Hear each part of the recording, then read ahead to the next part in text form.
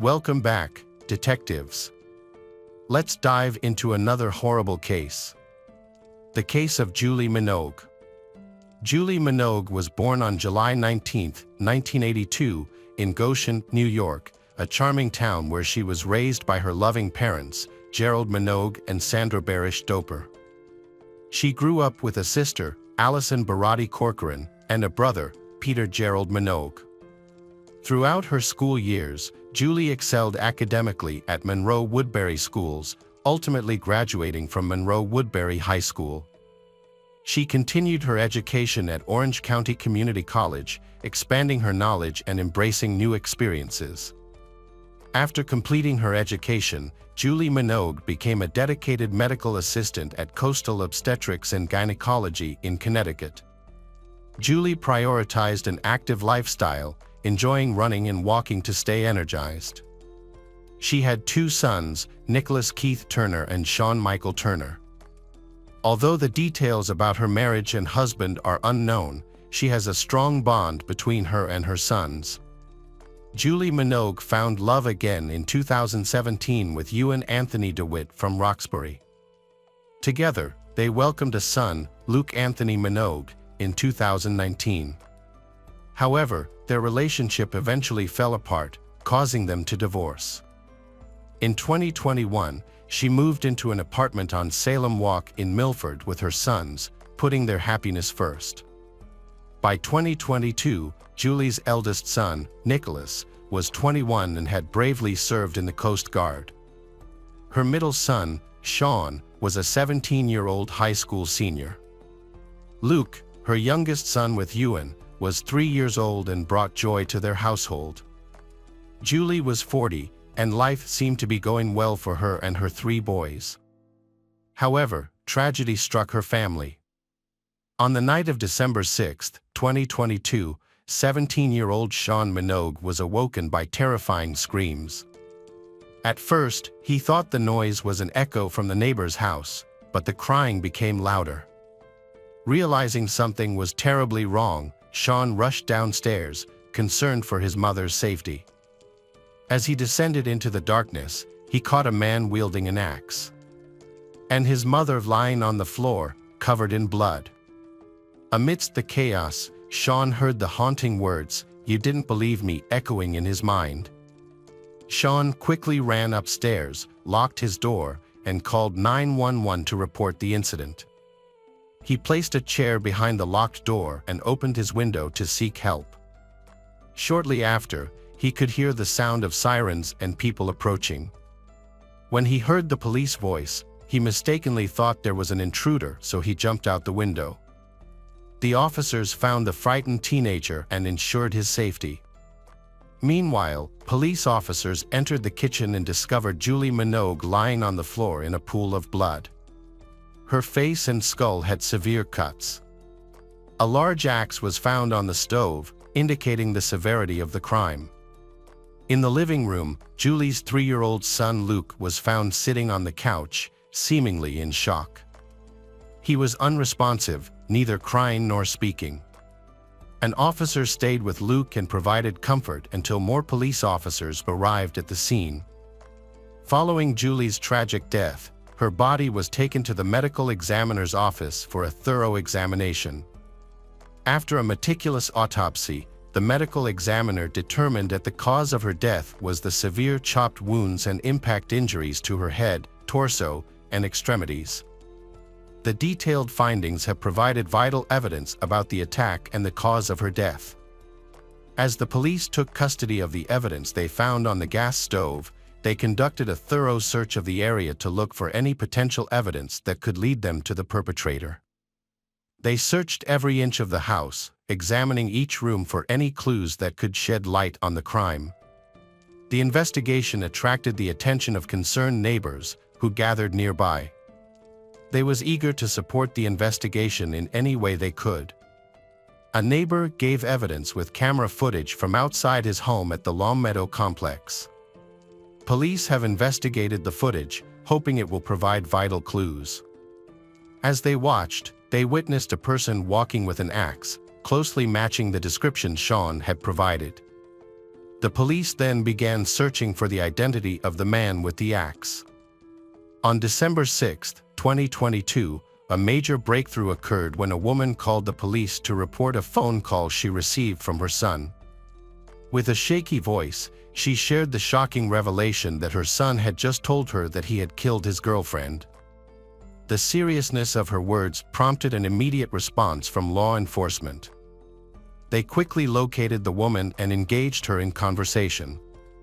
During the conversation, police discovered that the man responsible for the disturbing confession was Ewan, a 42-year-old man who had previously been in a relationship with Julie.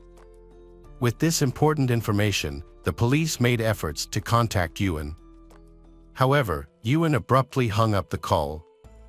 To better understand Ewan's background, the police investigated his history. Ewan was born in 1979 in Roxbury. He had a wide range of interests and pursuits.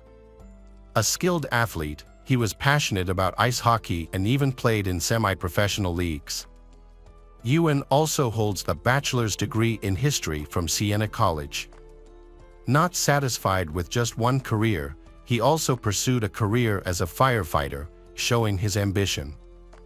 In 2006, Ewan DeWitt's life took a tumultuous turn when he was arrested in Connecticut for driving under the influence and traffic offenses. After pleading guilty, he was given a suspended prison sentence and placed on probation. However, Ewan turned his life around in 2009 when he enlisted in the U.S. Marine Corps. Over the course of 5 years, he distinguished himself as a skilled weapons specialist and non-commissioned officer, ultimately earning the rank of Lance Corporal. During his time in the Marines, Ewan served as a machine gunner and was part of the elite 1st Reconnaissance Battalion. A notable photo from his time in service shows him bravely operating a .50 caliber machine gun on a vehicle during a defense exercise. Ewan's leadership skills and expertise helped him become captain of the machine gun section.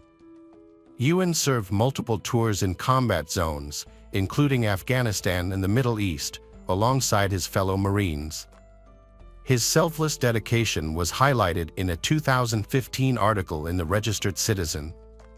One notable incident occurred shortly after the birth of his son, when he was arrested for attacking Julie Minogue. According to reports, he threw a large object at her, destroying her phone and preventing her from calling for help. Fearing for her safety, Julie sought refuge at a neighbor's house and contacted the police. In addition, Ewan, while intoxicated, getting into a heated argument with Julie and throwing a playpen at her head, causing a serious injury. Their son witnessed this incident and provided a statement. After Ewan went to rehabilitation, Julie sought a restraining order to protect herself from his abusive behavior. The court granted her a protective order that allowed for limited contact. However, Ewan was still granted visitation rights, which created ongoing concerns for Julie and her family's safety. In addition to their personal struggles, Julie and Ewan became embroiled in a series of family court cases starting in 2021. Julie initiated proceedings by seeking child support for their son Luke. The court ruled in her favor in October 2021, ordering Ewan to provide financial support. Ewan retaliated by taking Julie to court seeking resolution on visitation rights. In an effort to mediate the situation, the court granted supervised visitation, with a further hearing scheduled for April 2023 to revisit the matter. Julie and Ewan's divorce leads to many problems. Just 3 weeks before her death, Julie took action by going to Milford Police Station on November 14, 2022. She filed a complaint against Ewan for allegedly sending her more than 200 text messages in just 2 days, violating a protective order prohibiting him from making contact. Officer Scott Nablin carefully collected evidence of the text messages from Julie Minogue's phone, which further strengthened the case against Ewan. In a statement, Julie expressed deep concern for her safety and the well-being of her children. She stated that she could no longer tolerate the abuse and was seeking protection. Julie detailed the ongoing harassment she had endured and her fear of Ewan's behavior. She mentioned that he had a history of trouble with drugs and alcohol and was worried that he might harm her. In the meantime, Julie Minogue sought a civil restraining order against Ewan. On December 1, 2022, she presented evidence to a judge, including text messages, Ewan's history of substance abuse and mental health issues, and his violent past. Julie expressed concern for Ewan's well-being and emphasized the need for him to receive therapy. She believed Ewan posed a threat to others and should not be allowed to interact with anyone until he received proper treatment. The judge granted Julie a no-contact restraining order on December 1, 2022, to protect her from Ewan. The police investigation focused on Ewan, and they thoroughly searched the area around the Salem Walk condominium. They also visited a dive bar on Ocean Avenue in West Haven, asking patrons for help and providing information about the ongoing investigation. They asked anyone who saw Ewan to contact the authorities. Soon after, witnesses discovered someone resembling Ewan. They immediately alerted the police, who then observed the suspect entering a food truck in a nearby parking lot. Police quickly surrounded the truck and apprehended Ewan without any resistance. During the interrogation, Ewan initially remained silent, but after hours of intense interrogation, he finally confessed to killing Julie with an axe. He admitted to entering her house through the kitchen window, hiding and waiting for her to arrive. When Julie entered the kitchen, Ewan attacked her with an axe. Julie's son, Nicholas, witnessed the terrifying scene as he came downstairs. Frightened, Ewan dropped the axe on the gas stove and fled. The details of the incident, as revealed by Ewan, sent shockwaves through the investigation and provided a disturbing account of the events that occurred that night. During Ewan's first court appearance on December 7, 2022, Assistant State's Attorney Alana Paul updated the judge on the case. She said that Ewan confessed to the crime, but even if he did not, the evidence against him was compelling. Given the severity of the case, Paul argued that a significant sentence was necessary. Judge Odin Grogan set Ewan DeWitt's bond at $5 million due to concerns about his history of ignoring court orders and the need to prioritize public safety. As a result, Ewan was placed under surveillance. A hearing was scheduled for December 14, 2022, to further address the case. On December 14, 2022, Ewan faced multiple charges, including murder, violating a protective order, violating a restraining order, risking injury to a minor, and reckless endangerment. These charges aim to hold Ewan accountable for the full scope of his actions. A hearing for his pending cases was set for April 6, 2023. The family of the victim has released a statement, vowing to take action and hold accountable those who failed to protect their loved one. They hope that this case will lead to improved safeguards for individuals experiencing domestic violence and abuse. The family is committed to creating positive change and preventing similar tragedies from happening in the future. Hello friends, welcome to our channel. Today we're going to take a look at another horrible case with you. The case of Austin Harf. Austin Harf was born on December 21, 1996, in Palm Beach, Florida, to a wealthy and respected family of doctors. His father was a successful dentist with multiple private clinics, and his mother was a leading pharmaceutical specialist. The family lived in a large, luxurious oceanfront home. When Austin was 13, his parents divorced, and his father moved out of the family home into a new residence with his new partner, who soon became his wife.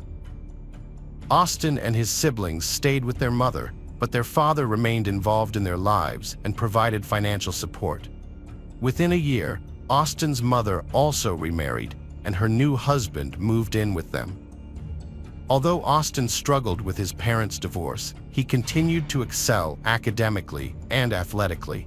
Austin dreamed of becoming a doctor like his parents and hoped to attend a prestigious medical school. In high school, he was both an honor student and an outcast. Despite his transformation into a tall, muscular, and charming young man, he remained shy and struggled to make friends and form romantic relationships. In his teenage diary, Austin wrote about feeling isolated at school, where his classmates labeled him a nerd and bullied him. He hoped that things would improve when he went to college, changed his social circle, and moved away from home. A few months before graduating from high school, Austin discovered that he had been accepted into the University of Florida's 4-year medical program. During his teenage years, Austin kept a personal diary where he confided about being ostracized by his classmates, who called him a nerd and teased him relentlessly. He harbored hope that his life would improve once he entered college, formed new friendships, and gained independence from his parents.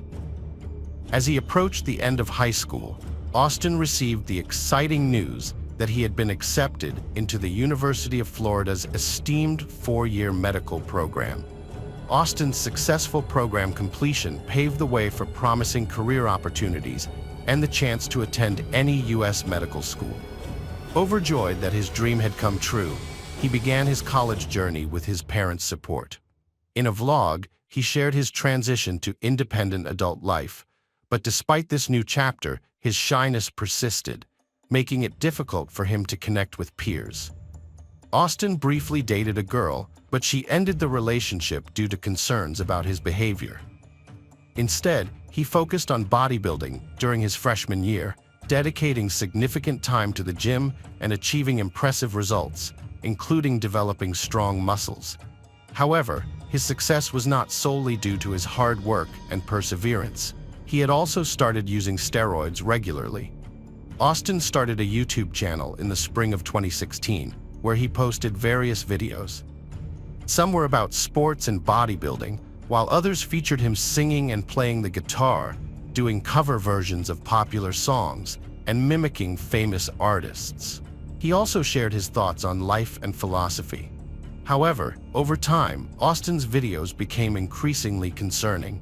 He began to advise his followers against using steroids, claiming they could drive people insane. He also talked about having a crazy and normal side, and seemed confused by these different personalities. In some videos, he would speak in different accents, change his tone of voice, or burst into tears for no reason.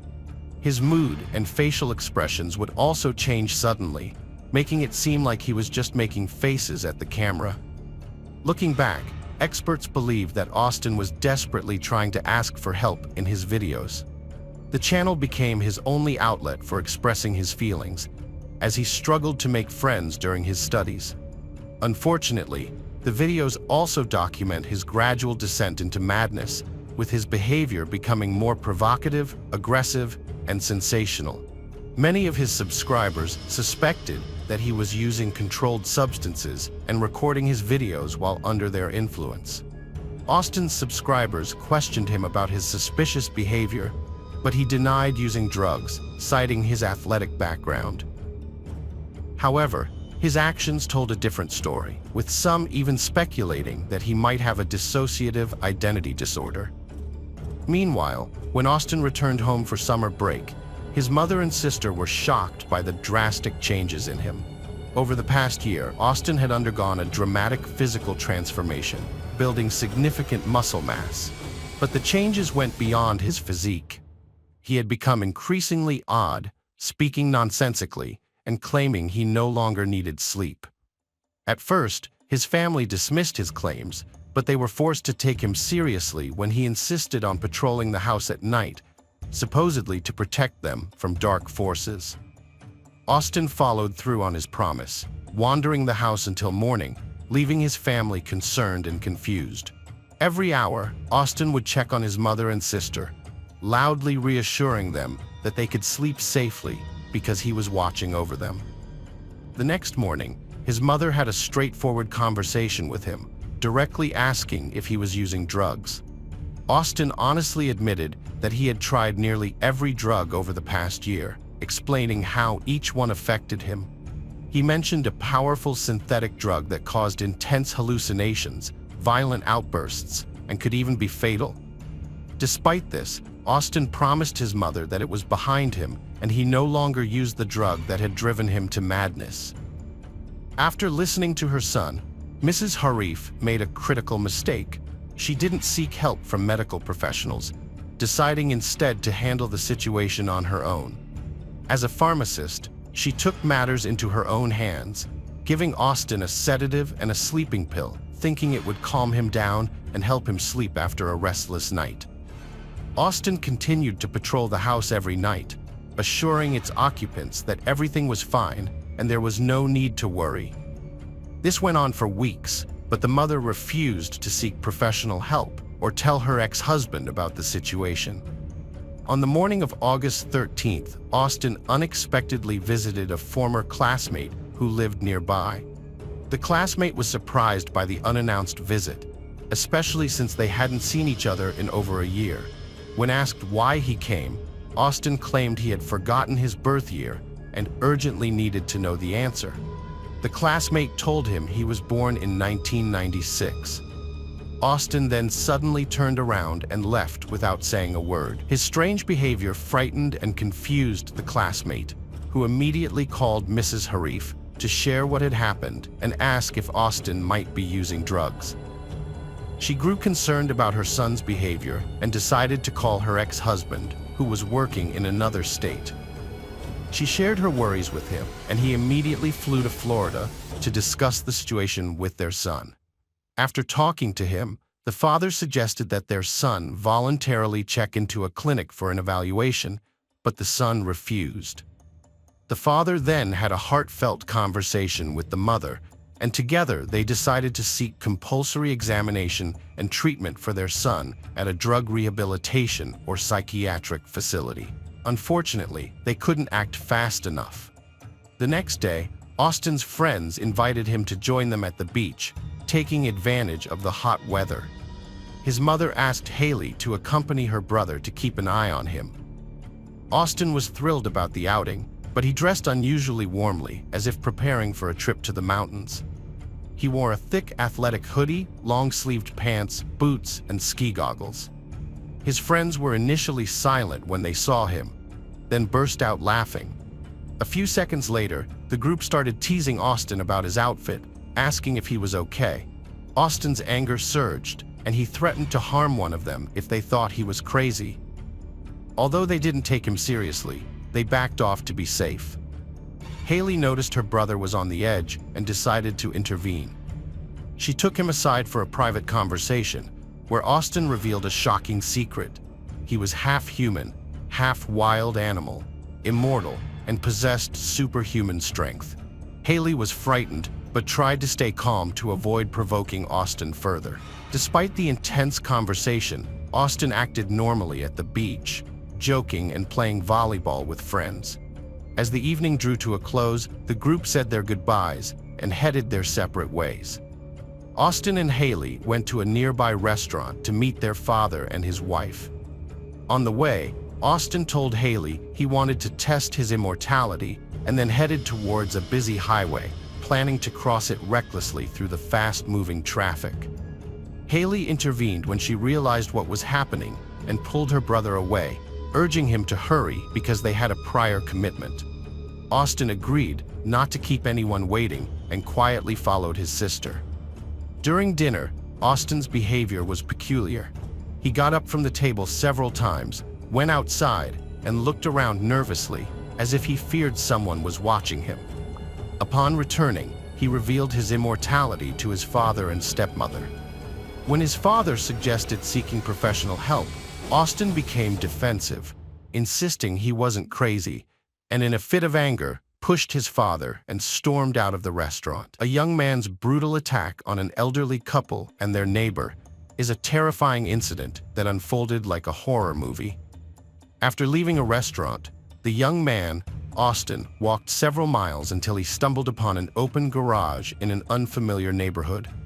Inside the garage was an elderly couple, John Stevens, 59, and Michelle Mishkan Stevens, 56, who were preparing for a quiet movie night.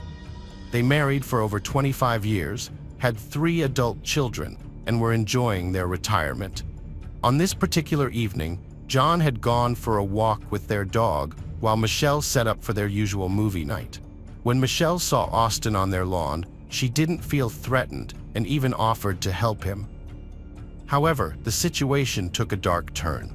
Their neighbor, Jeffrey Pfizer, who lived across the street and was friendly with the Stevens, heard strange noises outside around 9 p.m. He looked into the yard and was met with Michelle's blood-curdling scream. Without hesitation, Jeffrey rushed to help his neighbors, where he saw a tall, large young man attacking an elderly woman by her open garage.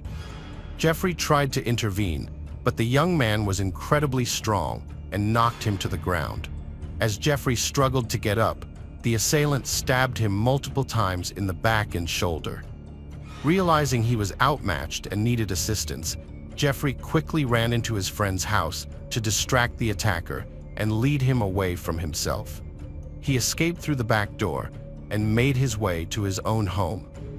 Once inside, he realized the assailant had not followed him and had returned to the neighbor's house, where Michelle was being attacked. Jeffrey immediately called the police and emergency services, reporting that he and his elderly neighbor had been victims of an armed attack by a stranger with a knife. After speaking with the emergency operator, Jeffrey fell silent, listening carefully.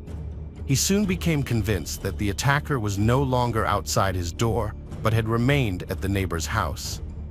The assailant began making loud animal-like noises, similar to a wild beast growling, accompanied by screams of terror and moans. Tragically, the police took about 10 minutes to arrive, but by then it was too late. The assault had turned fatal, and the outcome was devastating. The officers were met with a horrific and inexplicable scene upon approaching the garage.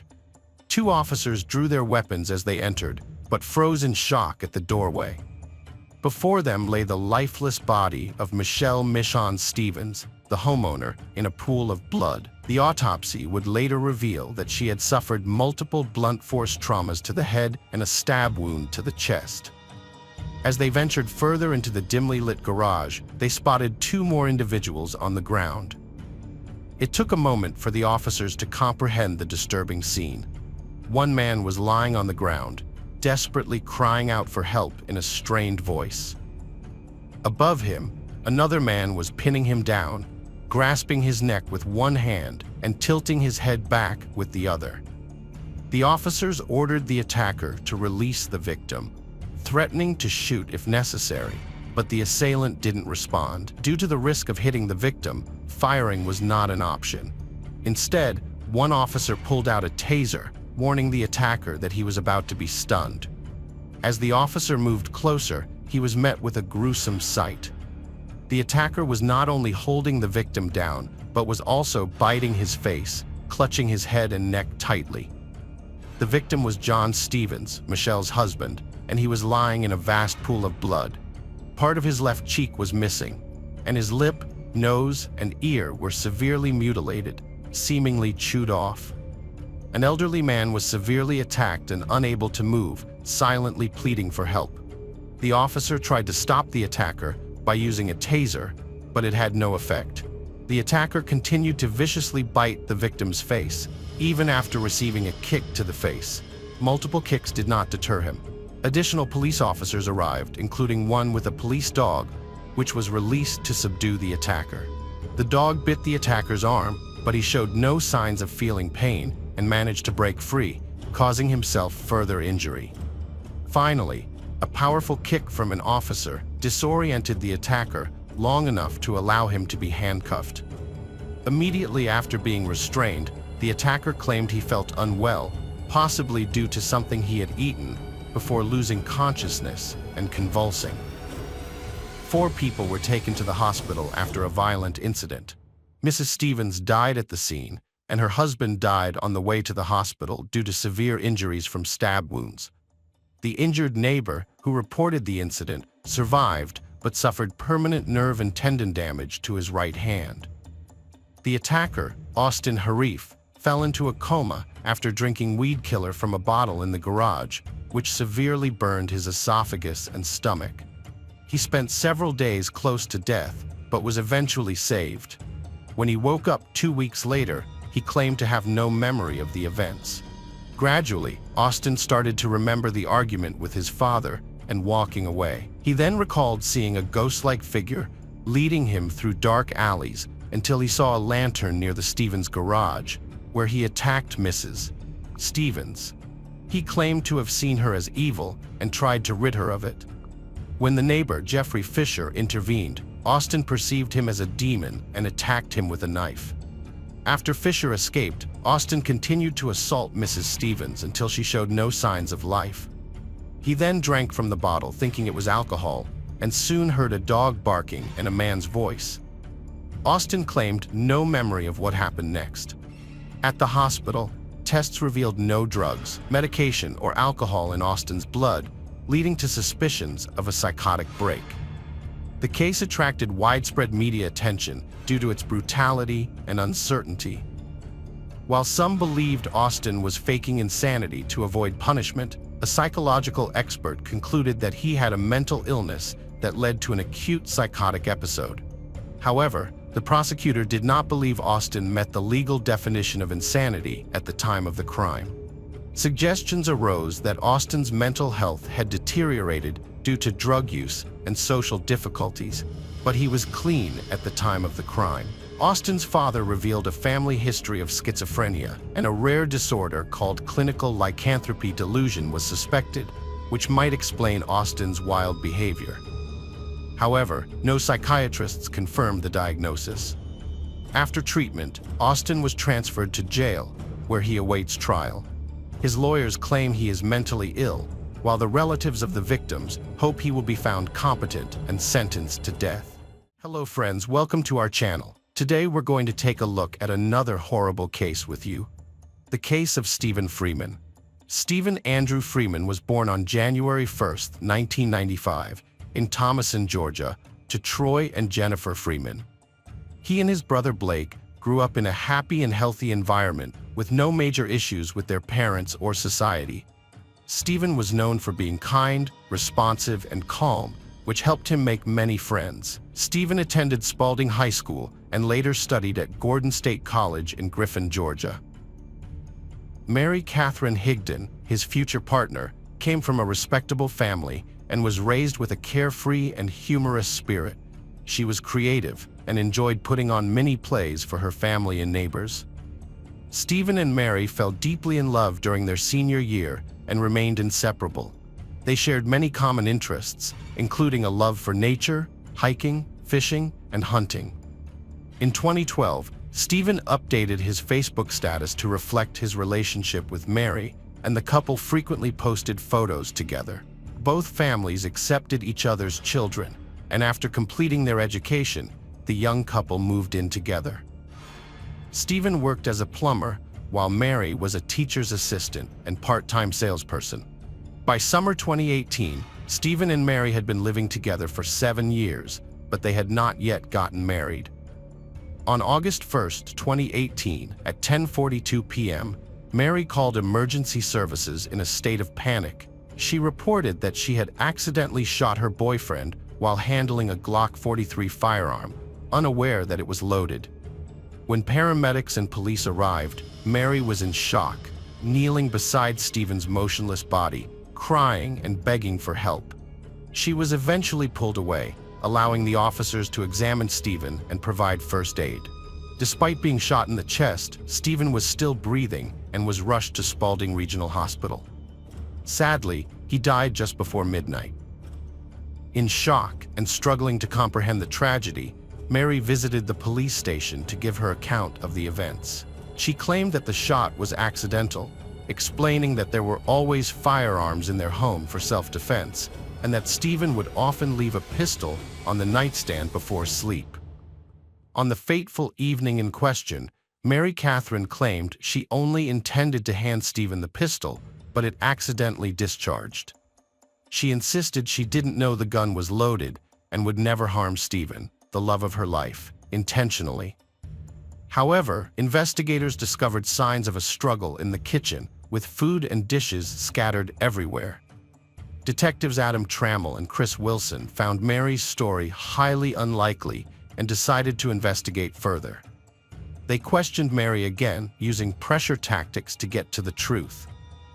Eventually, Mary confessed to shooting Stephen in anger during an argument. She revealed that she wanted to leave him, and the argument escalated. The investigators recorded the conversation, but unfortunately, most of the recording was lost due to technical issues. Further investigation showed that the pistol couldn't have fired accidentally, as it required a deliberate trigger pull. Moreover, the bullet's trajectory indicated that the pistol was pointed directly at Stephen. The detectives also questioned Mary's behavior, suspecting she was overacting and exaggerating her distress. It was also revealed that Mary worked at a gun store where she received thorough training on handling firearms. This meant she knew how to safely handle the pistol, making the accidental discharge scenario unlikely. The investigation uncovered inconsistencies in Mary's statements, including a claim that she tossed the pistol to Stephen, causing it to discharge. This contradicted her initial statement that she was simply handing him the pistol when it fired. Mary's changing statements worked against her, suggesting she was lying and trying to conceal her guilt. She was detained and charged with multiple crimes, including felony murder and aggravated assault. During the trial, Lieutenant Wilson disputed Mary's claim of an accident, instead arguing that she had planned and executed the crime deliberately. A key piece of evidence was the presence of cooking grease on the pistol's slide, which Mary explained was due to her preparing dinner for Stephen that evening. Friends and relatives of the couple described their complicated and tumultuous relationship, marked by frequent arguments and instances of Mary threatening to harm Stephen or herself with a weapon. Despite the complexities of the case, the evidence ultimately pointed to Mary's guilt. Stephen and Mary Catherine had a tumultuous relationship, with many weapons present in their home. 2 days before the tragedy on July 30th, 2018, they exchanged warm messages wishing each other a good day. However, the next day, Stephen told his mother he wouldn't return home to that devil and stayed at his friend Thomas's place. On August 1st, 2018, when Stephen didn't come home, Mary sent him hundreds of messages begging him to return. She prepared dinner and waited for him, later learning he was at Thomas's place and going to pick him up. They encountered each other on the road, and Mary shouted that she was waiting for him at home for dinner. Stephen replied that he was coming home. However, the evening ended in tragedy instead of a reconciliatory dinner. The police initially believed the case was a premeditated act driven by Mary's anger, but her defense team revealed a different side to their relationship. At her trial on June 17, 2019, Mary Catherine Higdon refused a plea deal for life imprisonment, insisting she couldn't harm Stephen because he was the love of her life. Mary claimed the incident was an accident and that she loved Stephen. She also accused him of abusive behavior, stating that he hit her twice and forced himself on her on the day of the tragedy. Friends and relatives testified that Mary was furious because Stephen often ignored her messages and calls. On the night of the incident, Stephen refused to eat the dinner Mary had prepared, which was the final straw for her. She couldn't hold back and fired at him. The prosecution presented physical evidence, including grease on the pistol and a sheet with bloodstains, showing that Stephen was not attacking Mary, but was sitting still on the bed when she shot him.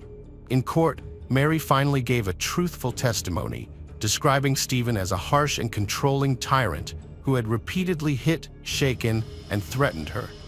She confessed that he had constantly controlled and manipulated her, driving her to despair with unreasonable jealousy.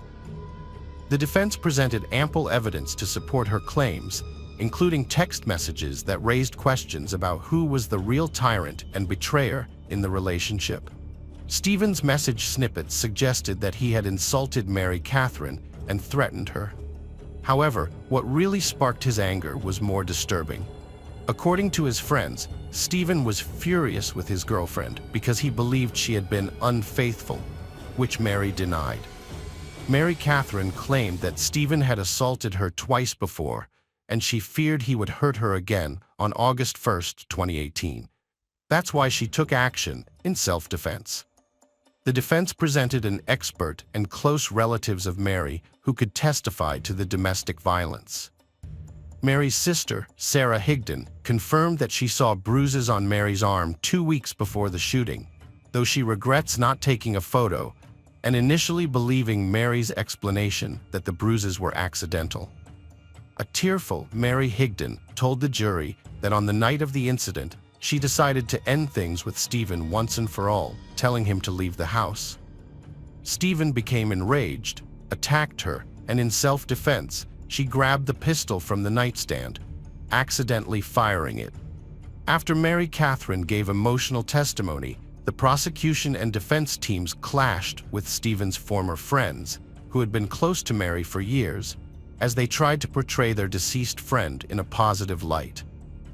Thomas Skinner, Stephen's best friend, described Stephen as a loyal and hard-working country boy, while portraying Mary Catherine as an obsessive and possessive girlfriend who constantly controlled and stalked him. According to Thomas, Mary Catherine and Stephen's relationship had become toxic over time, with Mary threatening to end her life whenever Stephen tried to leave her. He also claimed that during an argument, Mary had once pointed a pistol at her head in front of Stephen. Another witness, Alicia Varela, who worked with Stephen, testified that Mary would obsessively call Stephen throughout the day, even when he was at work. However, during her court testimony, Mary omitted a crucial detail that prosecutor Kate Lenhard highlighted. While Mary described their interactions and how their relationship had deteriorated into physical abuse, she never mentioned the moment when she claimed to have acted in self-defense and pulled the trigger. Prosecutor Kate Lenhard was skeptical of Mary's admission, pointing out that during cross-examination, Mary never mentioned being mistreated by Stephen. Lenhard repeatedly asked Mary if a woman who felt safe at home would confront her attacker late at night and bring him back home, but Mary's response was unconvincing. Lenhard then recreated the events of the accidental shooting as she believed they occurred. According to her version, Stephen came home, and after listening to Mary, they got into an argument because he refused to eat dinner. Enraged, Mary threw the prepared food around the kitchen. Stephen tried to avoid further conflict by going to the bedroom and sitting on the bed, likely waiting for Mary to calm down. However, Mary was determined to confront him, calling out to him twice without getting a response. She then entered the bedroom and shot Stephen in the left side of his neck. Kate Lenhard pointed out the inconsistencies in Stephen Freeman's stories during police interrogations and court hearings, highlighting the contradictions in his accounts. Mary Catherine Higdon provided an emotional testimony about the alleged abuse she suffered at the hands of Stephen Freeman. However, before handing the case over to the jury, Kate Lenhard urged them to consider the possibility that Mary Higdon was not acting in self-defense, but rather was a mastermind of manipulation. The prosecution presented additional evidence and counter-arguments despite the lost confession recording. A forensic examination showed that Stephen Freeman was sitting on the bed at the time of the shooting, making it impossible for him to have been attacking Mary Higdon.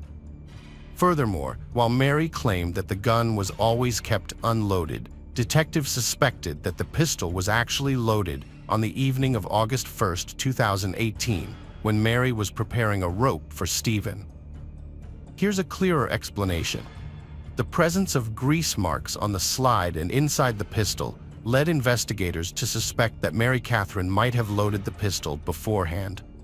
However, those who knew Stephen Freeman, including colleagues, neighbors, family friends, and acquaintances, consistently described him as non-aggressive.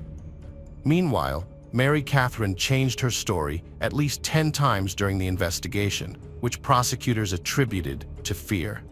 Mary Catherine rejected a plea deal because she was facing a potential death sentence.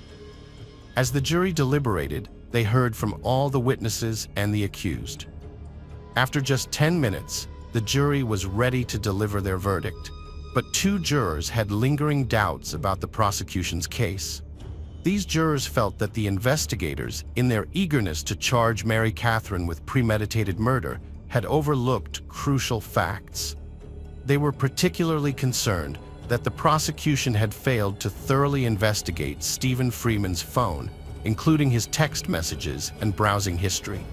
Ultimately, the only significant evidence against Mary Catherine was her own lies, which weren't enough to prove her guilt. The jurors' arguments, particularly those of Victor and Chris, had a significant impact. After deliberating, the jury returned a unanimous verdict of not guilty, freeing Mary Catherine Higdon after a lengthy process. The 12 jurors reached the following conclusions. They found the defendant not guilty on the first charge of malicious action and the second charge of serious action. The judge subsequently acquitted Mary Catherine Higdon of all charges, including intentional action, reckless action, assault with a deadly weapon, and carrying a weapon during the commission of a crime. The verdict shocked many in the courtroom, including Jennifer Freeman, who struggled to contain her anger towards the jurors. Those supporting Stephen's family were also stunned by the outcome. Following her acquittal, Mary Catherine returned home to Griffin to be with her family. Since then, she has maintained a low profile, avoiding social media to evade unwanted media and public attention. Mary Catherine's Instagram profile is private, and there is no information available about her current location. It is believed that she has moved on from her difficult past and is now living a quiet, private life. Stephen Freeman's mother paid tribute to her son on social media, remembering him as a kind and loving person. He lived a life full of love, joy, and friendship, and everyone who knew him considered him a friend.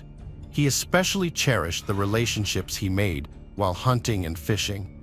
Stephen had a special way of showing love and care to those around him. He made people feel seen and heard, often making them laugh until they cried.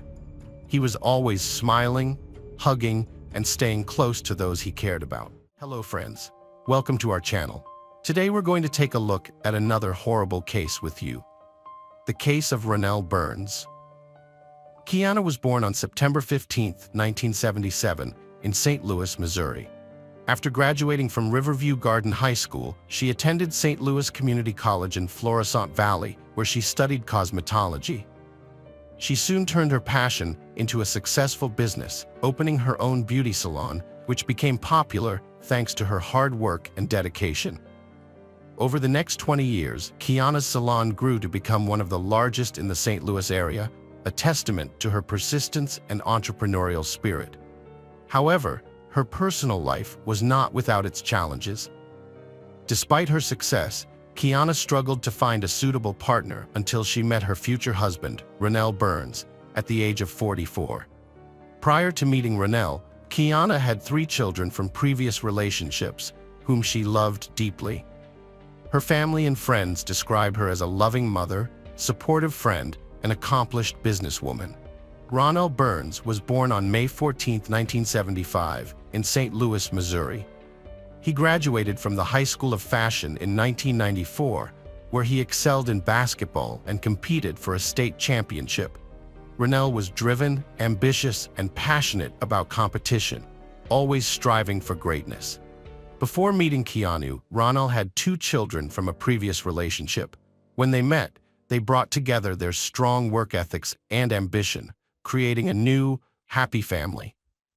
On September 13, 2012, Ronell and Kiana got married in a beautiful wedding surrounded by relatives and friends. After the wedding, Kiana discovered a new side of Ronell. It turned out that Ronell had dedicated his life to Jesus Christ at a young age and wanted to serve the Lord. He began helping anyone he could, including people he met on the street. Ronell even created a website where he coached and preached to spread his message. Ronell believed that God spoke to him in his early years, instructing him to help others.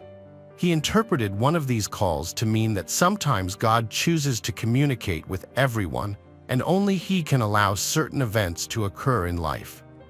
Ronell pursued his ministry, and his video messages gained immense popularity online. In addition to his impactful work as a church coach, Ronell was a financial counselor and insurance agent. He founded Traditional Financial Solutions, a company dedicated to helping people worldwide achieve financial independence. Ronell achieved great success in his business and humanitarian efforts, and his speeches drew large crowds.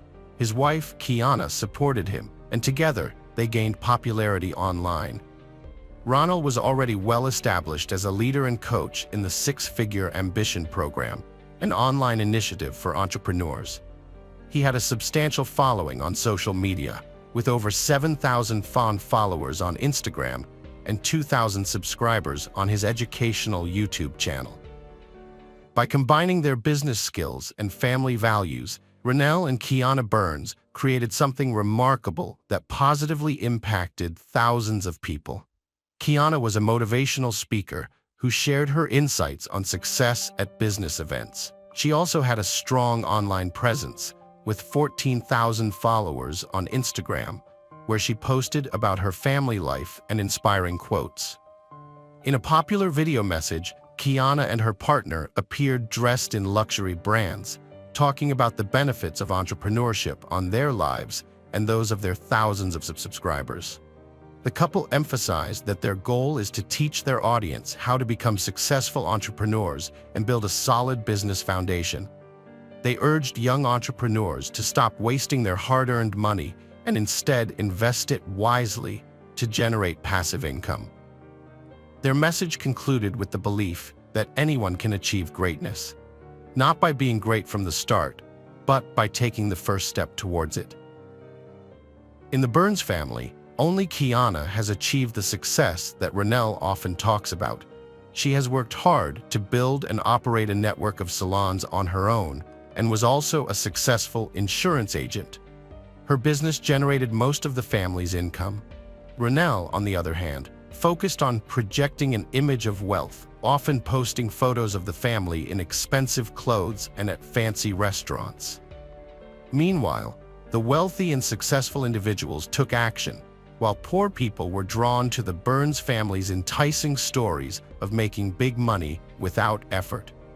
Ronald received a lot of attention from outsiders because everyone wants to become rich. He eventually founded a company with ambitious six-figure goals, allowing him to continue building his wealth and creating his own legacy, which he frequently boasted about in interviews. The Burns had built a close-knit family unit, and to outsiders it seemed like they were living the perfect life.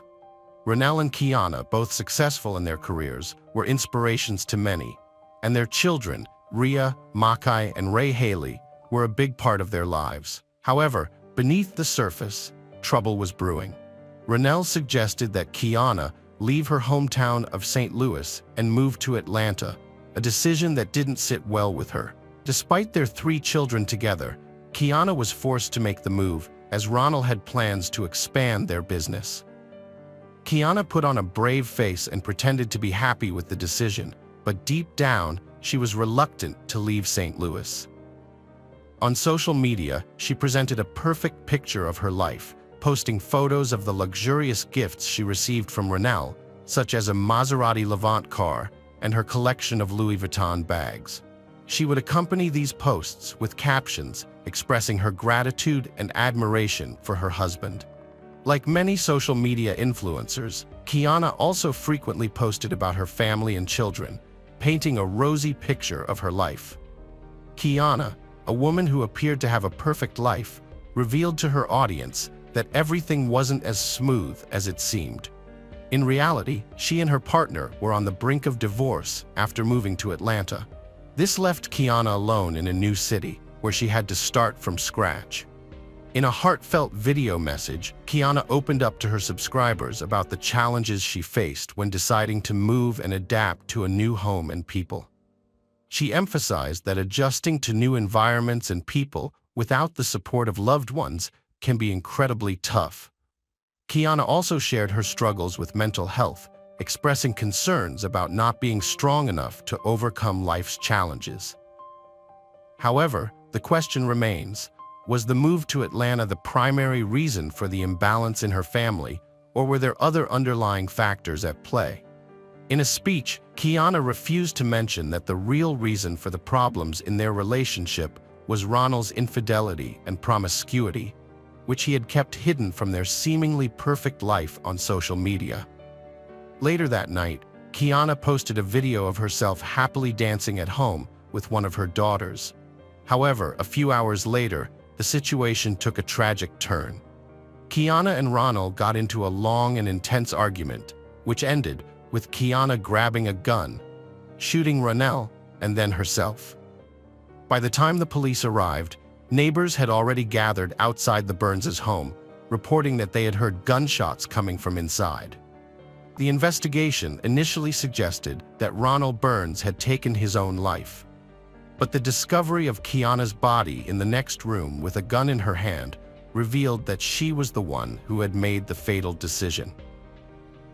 While it was clear that Kiana had killed her husband, some people believed that she had been driven to do so after discovering his infidelity.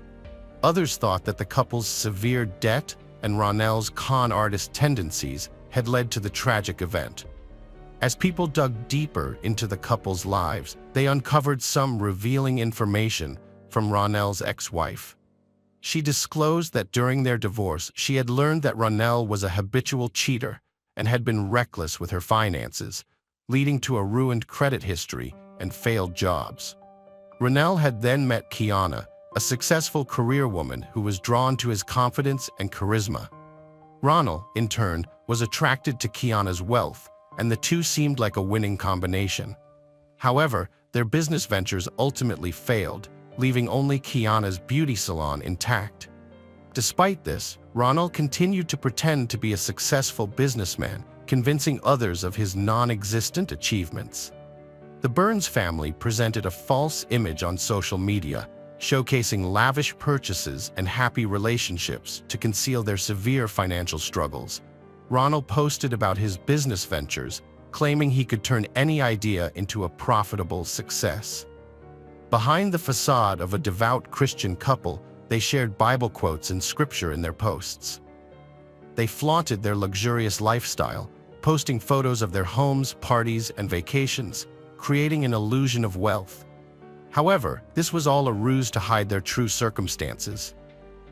Unbeknownst to their followers, Ronell worked for a fraudulent American marketing insurance company that preyed on middle and lower-income families, exploiting them for financial gain. He even tried to recruit his own family and friends to join the scheme, seeking to boost his status. Despite his efforts, Ronell failed to generate enough income from the company and struggled to support himself. The Burns couple pretended to be prosperous entrepreneurs, convincing those around them of their success and even creating a TV show, Meet the Burns, to showcase their supposedly lavish lifestyle. However, their arrogance blinded them to their financial reality, and they spent all their earnings on luxuries, trying to be someone they were not. This reckless spending ultimately led to their downfall and bankruptcy. On December 19, 2019, Kiana and Ronell Burns officially filed for bankruptcy and had to sell some of their assets to pay their debts. Despite their financial troubles, Ronell and Kiana continued to present a false image of a happy family and successful business. But it became increasingly difficult to maintain this facade in St. Louis. Ronell, seeking to further his fraudulent activities, convinced his family to relocation to a larger city. This decision would prove to be yet another mistake. Despite their thriving business being their sole source of income, Kiana reluctantly agreed to the move. However, Kiana struggled to adjust to life in Atlanta. She was already aware of Ronell's repeated infidelities and had grown tired of her patient and silent nature. The couple jointly decided to divorce, but in the divorce papers filed on October 10, 2021, Ronell deceitfully cited Kiana's infidelity as the reason. Devastated, Kiana understood Ronell's motives were to maintain his public image, as their friends and family were unaware of the couple's troubles. Ronell sought to conceal the truth from the public, but on October 20th, 10 days after the divorce filing, Kiana publicly addressed a serious matter on live TV, her usual bright smile replaced by a concerned and sorrowful expression. After divorcing his first wife, Ronald Burns remarried a successful and wealthy woman named Kiana, adopting the persona of a devout guru to hide his true nature. He continued to exploit his new wife's trust and wealth, pretending to be a successful businessman. However, their seemingly perfect marriage was a facade. On November 9, 2021, Kiana shot and killed her husband Ronald before taking her own life. The Sandy Springs Police Department reported that no one else was present at the time of the incident. The tragic event left 8 children without parents. Despite the shocking turn of events, there was no record of domestic violence at their Atlanta home. In the weeks leading up to the incident, Kiana had asked her Facebook friends to pray for her, hinting at deeper struggles. The exact reasons behind her actions remain unknown. It's difficult to judge someone's decisions when they are struggling with depression and other mental health issues. The tragedy is compounded by the fact that 8 children are now left without parents, forced to navigate the world on their own.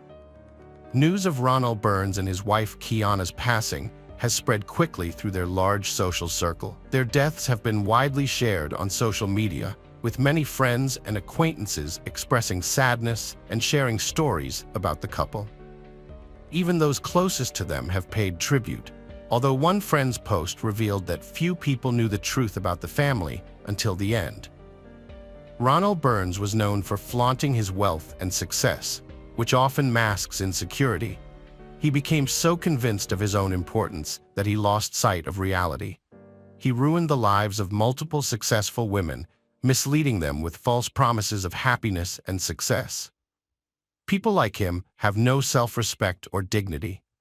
He's a con artist who preyed on his wives, deceiving them with fairy tales of eternal love and happiness. Unfortunately, he was able to manipulate them by playing on their emotions. Hello friends, welcome to our channel. Today we're going to take a look at another horrible case with you, the case of Carly McBride. Carly McBride was born on April 14, 1983, to Steve McBride and Lorraine Williams. As a child, she was cheerful and close to her parents. However, as she grew older, Carly struggled with addiction to alcohol and illegal substances. Despite these challenges, she made efforts to overcome them. In 2014, at the age of 31, Carly lived in Belmont, New South Wales, Australia, with her 2 children, 7-year-old William and 3-year-old Cadence. On September 30, 2014, Carly's boyfriend, Sale, took her to Muswellbrook, where her daughter Cadence lived with her father, Andrew Easton. Carly spent a few hours with Cadence at Andrew's house, arriving around 12:30 p.m. Sale dropped her off but did not stay, agreeing to return later that day. However, when Sale came back to pick Carly up, she was no longer at Andrew's house. According to Andrew, Carly and he got into an argument, and she left, planning to walk to the nearby McDonald's restaurant, about 20 minutes away. Sale was surprised when Carly didn't call to let him know where to meet her, so he tried calling her instead. However, he couldn't reach her. Assuming she had said she was going to McDonald's, Sale drove there to look for her. Along the way, he kept an eye out for her, thinking she might be waiting somewhere. He considered the possibility that her phone was dead, but he couldn't find her anywhere. She wasn't at McDonald's or anywhere nearby. Sale spent some time driving around Muswellbrook, but it was all in vain. Carly had seemingly vanished. When Carly failed to return home to Belmont that evening, Sale contacted the police. The detectives asked him to describe what had happened. Sale explained that their routine was always the same. He would drop her off, she would get out of the car, wave goodbye, and then call and text him twice to let him know she was safe. But on this particular day, things didn't go as usual. Sale dropped her off at 12:30 p.m., but never heard from her again. Despite trying to call and text her, the phone just rang out. A key question emerged. Did Carly leave her ex-partner Andrew Easton's house, or was he hiding something? Andrew claimed to be the last person to see her, but no one else could confirm she actually left his house. The police questioned neighbors and people along the route Carly would have taken to get to McDonald's, but nobody reported seeing her. This lack of eyewitnesses only fueled suspicion about Andrew. Unfortunately, there were no surveillance cameras near Andrew's house, to verify his claim that Carly left around 2 p.m. The police searched fields behind a nearby residential area, but the chief investigator reported that nothing significant was found. The investigation will continue, and the police are urging anyone with information about Carly's disappearance to come forward. She was last seen wearing blue jeans, sandals, and a yellow t-shirt, and carrying a tan handbag. Police investigators obtained a search warrant and thoroughly searched the house where Carly was last seen, looking for clues that could help explain her disappearance.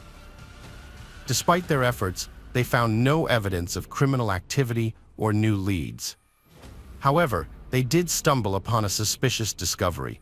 Carly's Facebook account had been deleted just a few hours after she went missing, and before anyone had even reported her disappearance to the authorities. This mysterious deletion sparked a lot of questions and prompted further investigation. 9 months after Carly's disappearance, her parents, Steve and Lorraine Williams, sought assistance in finding their daughter. With the help of Detective Timothy Seymour, they made a public appeal, requesting any information that could aid in the case. During the appeal, Lorraine became emotional and pleaded for help, saying that if anyone knew anything, no matter how small, they should come forward and help them. The family has struggled since Carly's disappearance, with Steve and Lorraine explaining that their situation is complicated, particularly when it comes to Carly's children. The children have 2 different fathers, and the family has had limited contact with them. Steve and Lorraine hope that this will change, allowing them to reconnect with their grandchildren. Lorraine expressed the deep sorrow of Carly's children, who would never again experience their mother's loving kisses, warm hugs, and laughter. They were unable to say goodbye, and their memories were frozen in time. She described the family's pain and frustration, feeling trapped in limbo, and emphasized their need to find Carly and give her dignity and respect in death. Carly's children, William and Cadence, needed to know what happened to their mother to heal and move forward, free from the burden of pain and uncertainty. Lorraine begged for the truth, expressing that while her daughter was gone, her children needed closure and justice. She implored the responsible person to come forward, break their silence, and let the family find peace. The police shifted their focus to Sale Newson, another possible suspect, as they were unable to connect Carly's disappearance to her ex-partner, Andrew Easton. Investigations revealed that Carly and Sale's relationship was troubled. Sale was extremely jealous, which often sparked their arguments, despite their relatively short time together.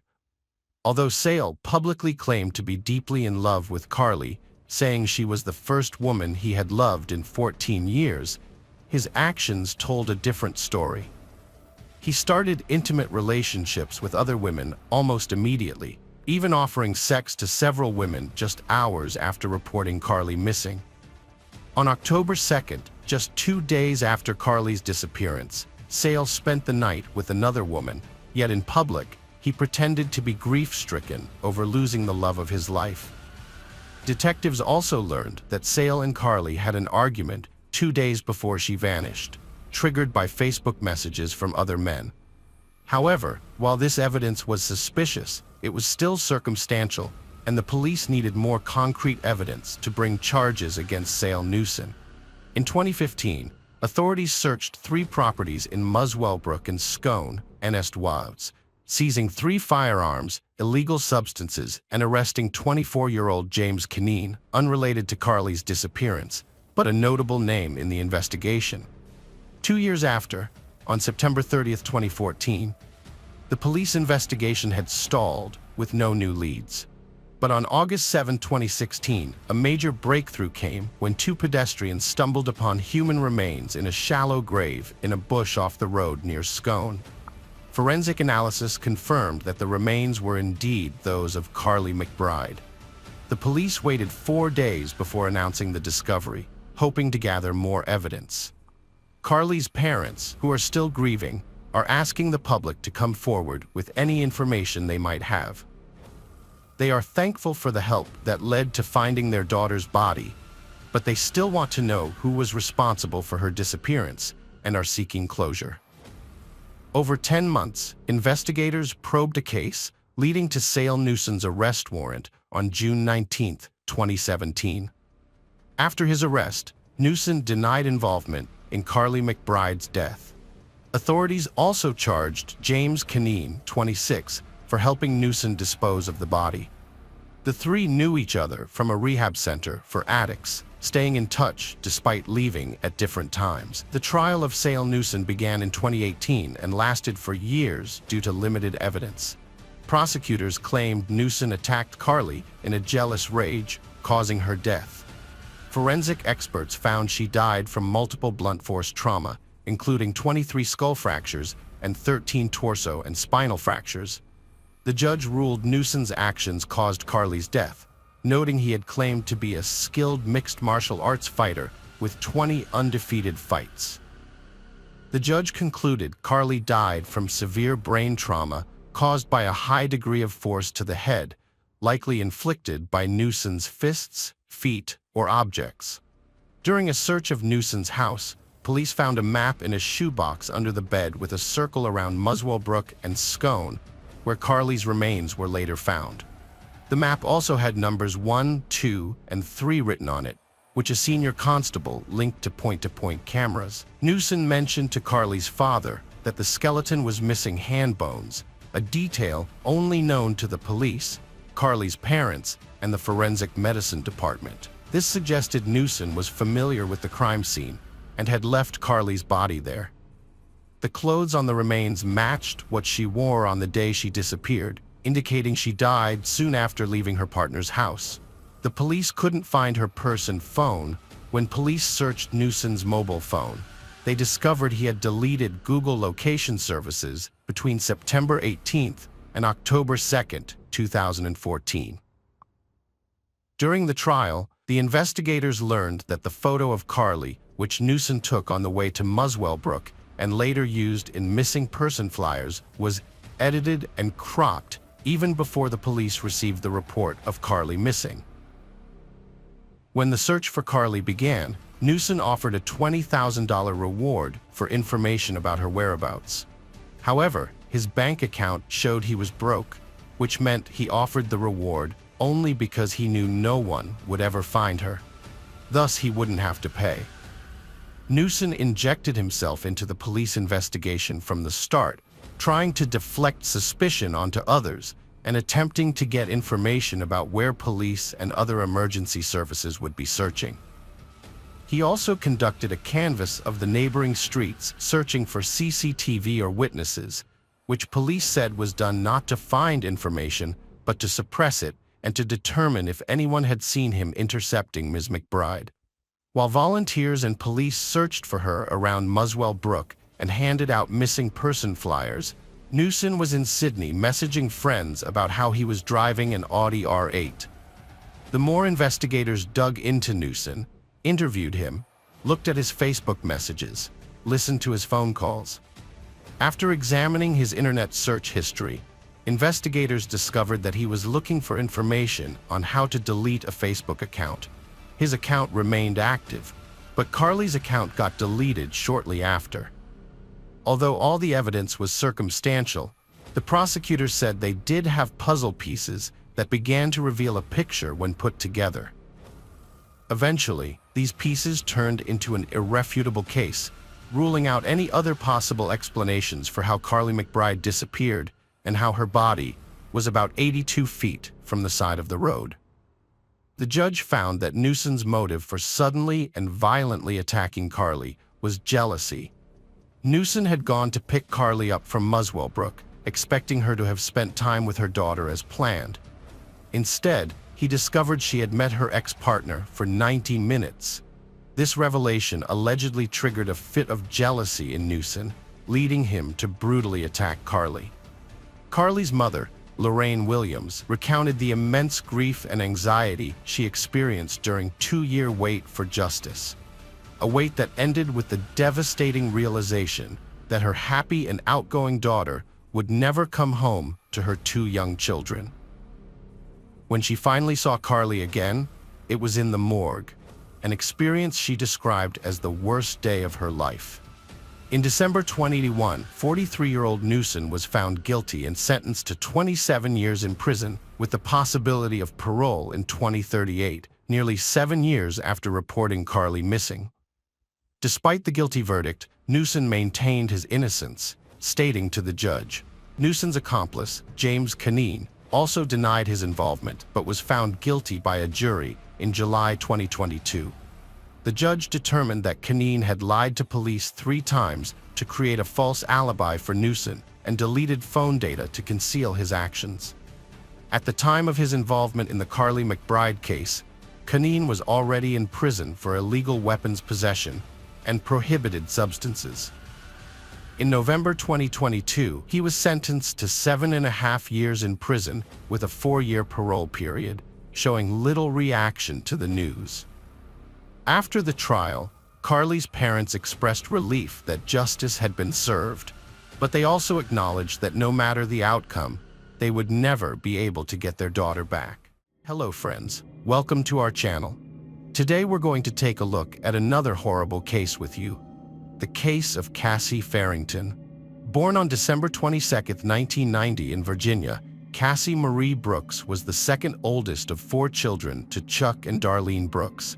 She excelled in school, became a member of the National Honor Society, participated in sports, and aspired to become a doctor. However, everything changed when she got pregnant at 16. She had to adjust her plans, and in 1 month, she graduated from high school, gave birth, married Bradley Farrington, and moved out of her parents' house. Years later, Cassie had a second child, but her marriage began to deteriorate. At 22, she got divorced. With her 2 children, she lived in Silver City, a town where she worked as a nurse at a local hospital and rented a place from a coworker. By the time Cassie turned 23, she had entered a new romantic relationship with a man named David Barry. He quickly formed a strong bond with her 2 children, which brought her great joy. Cassie and David took their time building a life together, and she was thrilled to report to her family and colleagues that he brought happiness and stability to both her and the kids. On March 24, 2014, Cassie phoned her parents after finishing her night shift at Silver City Hospital. During their conversation, she outlined her plan for the morning, driving home, picking up the kids, taking them to school, and then returning home to rest for a few hours before picking them up again later that day. Cassie was supposed to pick up her kids from school, but she didn't show up even after their classes had finished. School staff tried to reach her, but couldn't, so they called her parents. Her mother, Darlene, tried to call her too, but there was no answer. Darlene thought maybe Cassie had just overslept after working a night shift, so she asked Sherelle, Cassie's landlord, to check on her. Sherelle went to the house, knocked on the door, and called out Cassie's name, but got no response. She then went around to the back door, looked through the window, and saw water pouring out of the bathroom into the kitchen. Sherelle knocked on the door again, louder this time, and shouted Cassie's name, still with no response. She used her own key to unlock the door and entered the house, where she heard the sound of running water getting louder. As she walked through the wet kitchen towards the bathroom, she continued to call out Cassie's name, her voice starting to shake. When she finally saw Cassie, her worst fears were confirmed. Cassie's body lay face down in the overflowing bathtub, water still pouring out. Sherelle found her and pulled her out of the water, placing her on the floor. Unfortunately, it was too late to try CPR, her body indicating Cassie had been dead for several hours. Sherelle quickly called 911 to report the situation, and paramedics and police were dispatched to the house. She also had the difficult task of informing Cassie's parents of their daughter's passing. While waiting for help to arrive, Sherelle searched the house and discovered another bathtub, also overflowing with running water, suggesting a possible accident or intentional act. The tub had a feature to prevent overflow, so the extra water flowed into the drain instead of spilling onto the floor. Sherelle noticed that the towel rack, which was previously mounted on the wall, was now lying on the floor, having been torn off. Meanwhile, Chuck and Darlene, who lived in Arizona, immediately dropped everything and traveled to Silver City after receiving the news. A couple of hours after receiving the devastating news, Cassie's parents arrived at the house where her body had been found. The police were already on the scene, and they noticed that there was no evidence of break-in. The doors and windows were locked, and the glass was intact. Additionally, valuable items that might have attracted a thief were left untouched. The police chief's first question to Cassie's parents was whether their daughter had been suicidal or had any reason to take her own life. Cassie's parents, Chuck and Darlene, were adamant that their daughter would never do such a thing, especially not with young children depending on her. Despite their protestations, the police chief repeated his suggestion that Cassie's death was likely a deliberate act. The police investigation was remarkably brief, lasting only a few hours, which struck Cassie's parents as unusual. Typically, the police take days to thoroughly examine the scene of a tragedy. In this case, they seemed eager to wrap things up quickly, even telling Sherelle that she could reuse the house soon. This hasty approach only added to Cassie's parents' growing unease, prompting them to decide to investigate the house themselves.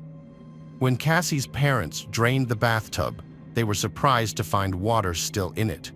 They also discovered a series of black streaks on the tub's sides, similar to the marks left by rubber-soled shoes on the floor in various areas. Additionally, they found Cassie's glasses, hairband, and a coat hanger. Given these discoveries and the lack of fingerprint evidence collected by the police, Chuck and Darlene suspected that the authorities might be trying to quickly close Cassie's case as non-criminal. However, a call to the district attorney's office prompted the police to appear more diligent in their investigation. The medical examiner's report ultimately prevented the case from being closed. It revealed that Cassie's body had multiple bruises, including those on her neck. The forensic medical examiner concluded that her death was a homicide caused by an unspecified mechanism of injury. Unfortunately, the crime scene was no longer of significant use due to the property owner's subsequent cleanup and renovations.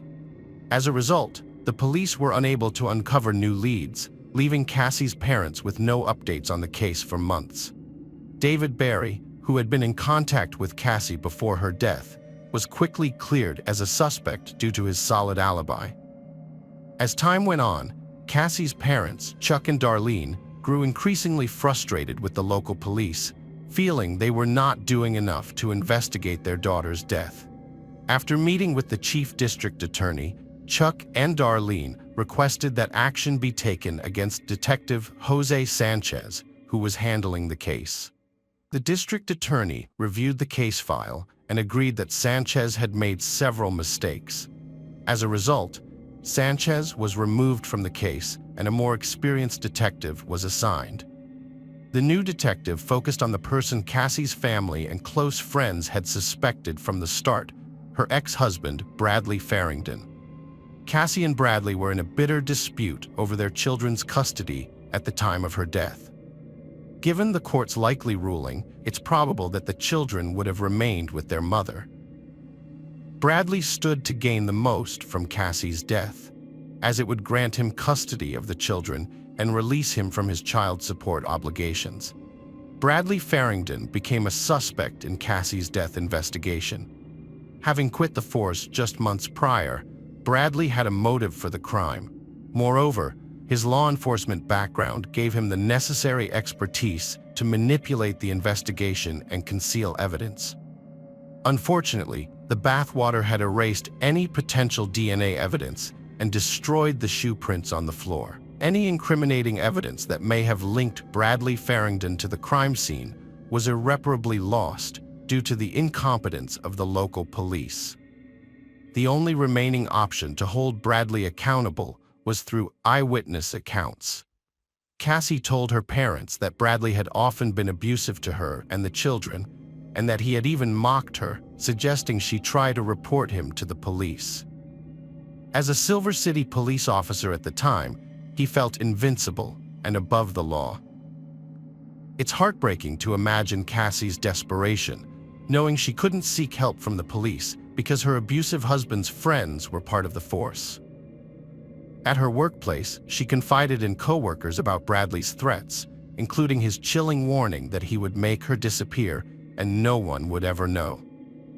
But in the end, 19 months later, on October 23, 2015, Bradley Farrington was arrested and charged in connection with her death.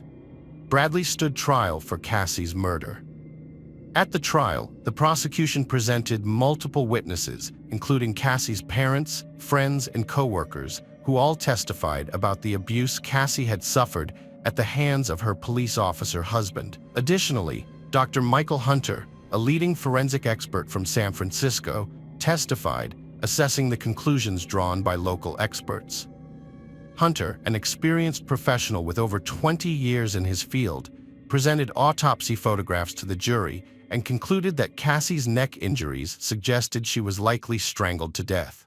Former Detective Sanchez, who initially handled the case before retiring, was subpoenaed to testify in court. He stated that he never considered Bradley Farrington a suspect during the initial investigation, as there was no evidence to warrant it. Sanchez also revealed that no fingerprints were collected from the crime scene. Sanchez expressed his suspicion that the crime scene had been intentionally cleaned up after the fact, which would explain why no fingerprints were found. After deliberating for 4.5 hours, the jury found Bradley Farrington guilty on September 7, 2018, and sentenced him to life in prison with the possibility of parole in 30 years.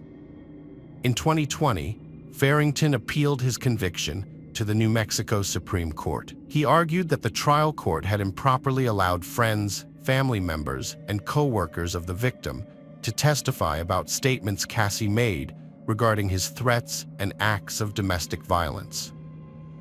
The state's highest court has upheld Bradley's conviction, ruling that there was sufficient evidence to support it. The court also rejected Bradley's appeal against the hearsay testimony that was allowed during his trial. Bradley is currently serving his sentence in prison.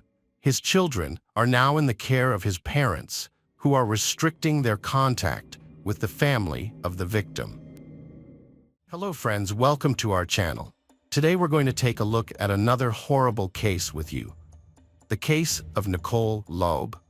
On August 19, 2014, at 5 p.m., the Portland Emergency Services received a distress call from a man reporting a woman stabbed in the chest at the Timber Creek Apartments.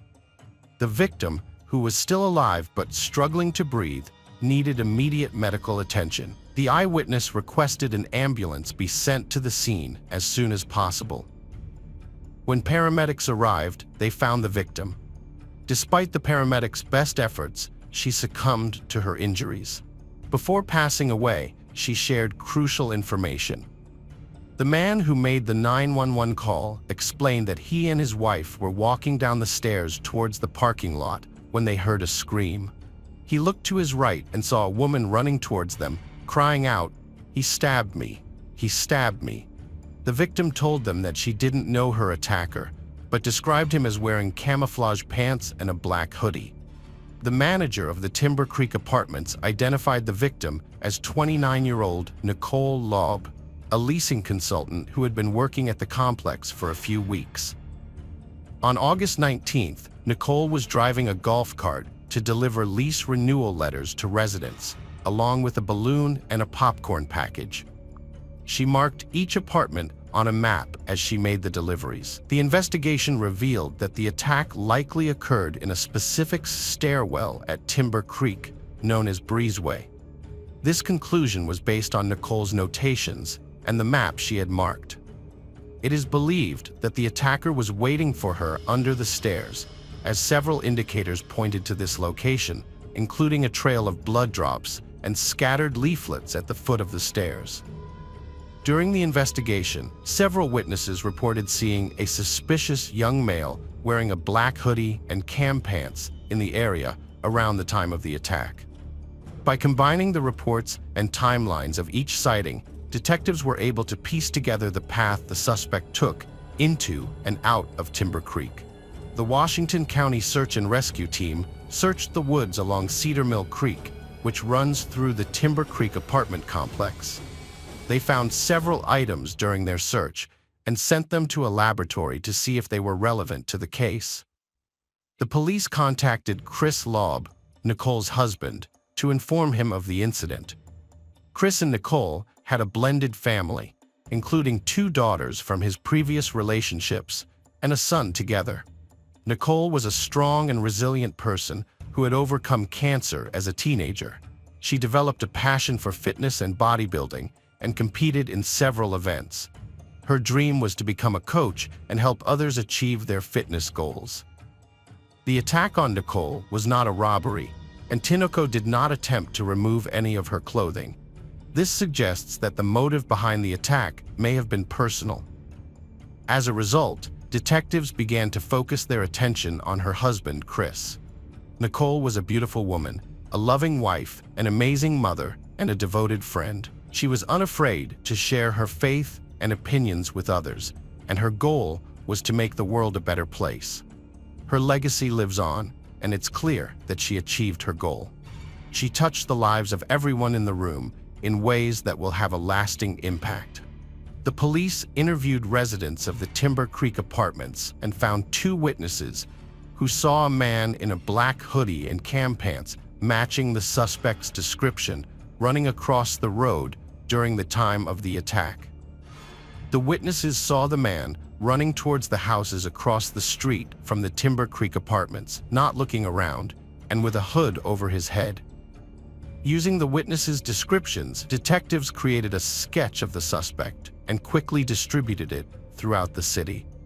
A sketch of the suspect was shown on TV. Detectives also worked with informants, gathering several potential leads, including one from a man whose son knew someone named Taylor. According to the man who reported Taylor, he had been threatening people with a knife in recent weeks. The police located Taylor and brought him in for questioning. During the questioning, investigators found his statements unusual and suspected he might be suffering from a mental illness. When asked about Nicole Laub, he openly admitted to taking her life. However, Taylor's confession was inconsistent, repeating information from the news and inventing unrelated details. As a result, police excluded him from their list of suspects. Another potential lead emerged involving a man named Nick, who had a history of crime. Nick had some physical characteristics similar to the suspect in the sketch, but his past behavior didn't suggest he was capable of a crime like the one committed against Nicole. Despite having a history of run-ins with the law, Nick had never been known to physically harm anyone. When police brought Nick in for questioning, he denied any involvement in the crime and requested a lawyer. The police then obtained a search warrant for Nick's home, where they found a black hoodie and camouflage pants. However, the hoodie didn't match the witness's description because it had a prominent white logo on the front. The police sent the clothes to a lab for further analysis, but experts found no evidence linking them to the crime. The police obtained Nick's mobile phone records, which provided conclusive evidence that he was not at the crime scene when Nicole was attacked. This eliminated Nick as a suspect, leaving the investigation at a dead end. 3 weeks after Nicole's death, on September 13, 2014, the Eugene Police Department received a call came from Eugene, the second largest city in Oregon. On the night of the 13th, Heather Miller, a 39-year-old woman, was attacked as she was leaving a bar near Autzen Stadium after watching a game. Tinoco, identified as Jamie Tinoco, was publicly named by the police, who released his photo in the hopes that other victims would come forward. Detectives investigating the death of Nicole Laub noticed a resemblance between Tinoco's photo and their suspect sketch. Further investigation revealed that Tinoco lived with his parents in an apartment directly across from the Timber Creek apartment complex where Laub had died. This geographical proximity strengthened the suspicion that Tinoco might be responsible for her death. Detectives questioned Tinoco about his potential involvement in Laub's death, hoping he would confess, just as he had done in a separate case involving Heather Miller. However, Tinoco denied any involvement in Laub's death and refused to cooperate.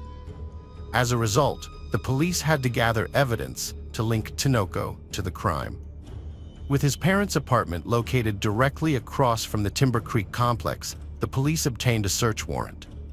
During the search, they found a black hoodie and cam pants in Tinoco's room, which they sent to the lab for analysis.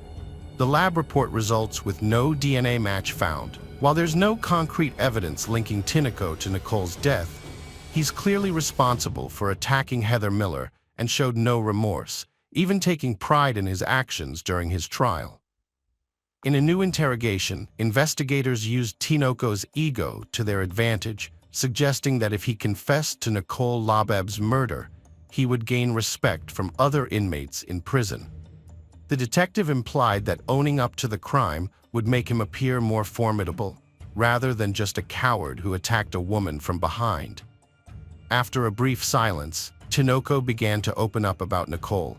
He claimed that he didn't intend to kill her, but rather wanted to experience the feeling of stabbing someone. According to Tinoco, his goal was to hurt Nicole, not take her life. He described how he had seen Nicole parking a golf cart and carrying a balloon in a small package to an apartment on the second floor of Timber Creek, which is located near his apartment. Nicole was attacked when she went upstairs and then came back down. Tinoco hid behind a golf cart, then ran to the stairs and stabbed Nicole when she descended. He chose Nicole because she seemed like an easy target. When questioned about his intentions, he admitted that he had considered forcing Nicole into a sexual act, just as he had done with Heather Miller. However, he claimed that he didn't follow through with this plan because Nicole screamed loudly after being stabbed, prompting him to flee the scene. During a reenactment of the crime, Tinoco demonstrated how he escaped from the scene. Chris Lobb, Nicole's husband, was shocked to learn that the person responsible for his wife's death was only 17 years old. As a father of a 13-year-old daughter, Laub found it incomprehensible that someone just 4 years older than his daughter could commit such a heinous crime. The trial started in 2015. Tinoco confessed to the crime during the interrogation, but he claimed he was innocent in court. His lawyer argued that there was no DNA evidence linking Tinoco to the crime scene. The lawyer asked for mercy for Tinoco, who was 17 years old and severely mentally ill, and hoped that treatment could help him change his behavior. The defense presented only one witness, a psychologist who evaluated Tinoco and found that he exhibited symptoms of schizophrenia. However, another psychologist from the Oregon State Hospital disagreed, saying that Tinoco had a personality disorder, not schizophrenia. The jury was convinced of Tinoco's guilt after watching a video of his confession and an experiment where he recreated his actions at the time of the crime. Jamie Tinoco provided details during a reenactment of Nicole Laub's crime that only the perpetrator would know. This led to a guilty verdict on all counts in 2017. The jury was tasked with deciding Tinoco's sentence, choosing between life without parole or life with the possibility of parole after 30 years. However, they found insufficient mitigating circumstances to warrant the option of parole, resulting in a sentence of life without parole. Before the official sentencing, Circuit Judge Kirsten Thompson allowed Tinoco to speak. With his attorneys by his side, Tinoco apologized and asked for forgiveness. Chris Lobb, Nicole's husband, recalled that Tinoco's family approached them after the sentencing to offer condolences and apologize. However, in 2021, the Oregon Court of Appeals overturned Tinoco's conviction, citing changes in juvenile laws.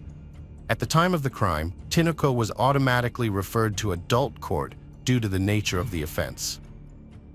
New reforms now allow for offenders between 15 and 17 years old to be tried in juvenile court, rather than being automatically referred to adult court. A new law requires prosecutors to request a hearing to decide if a juvenile's serious crime case should be moved to adult court. This change affects the overturned conviction of Tinoco in the Nicole Laub case. Although Tinoco remains in prison, his defense may try to reduce his sentence if he's retried and reconvicted. Friends, welcome to our channel. Today we're going to take a look at another horrible case with you. The case of Michelle Davis. Michelle Ann Corner was born on December 15, 1966 in Iowa. By 2008, she was a 41-year-old mother of 3 living in Des Moines.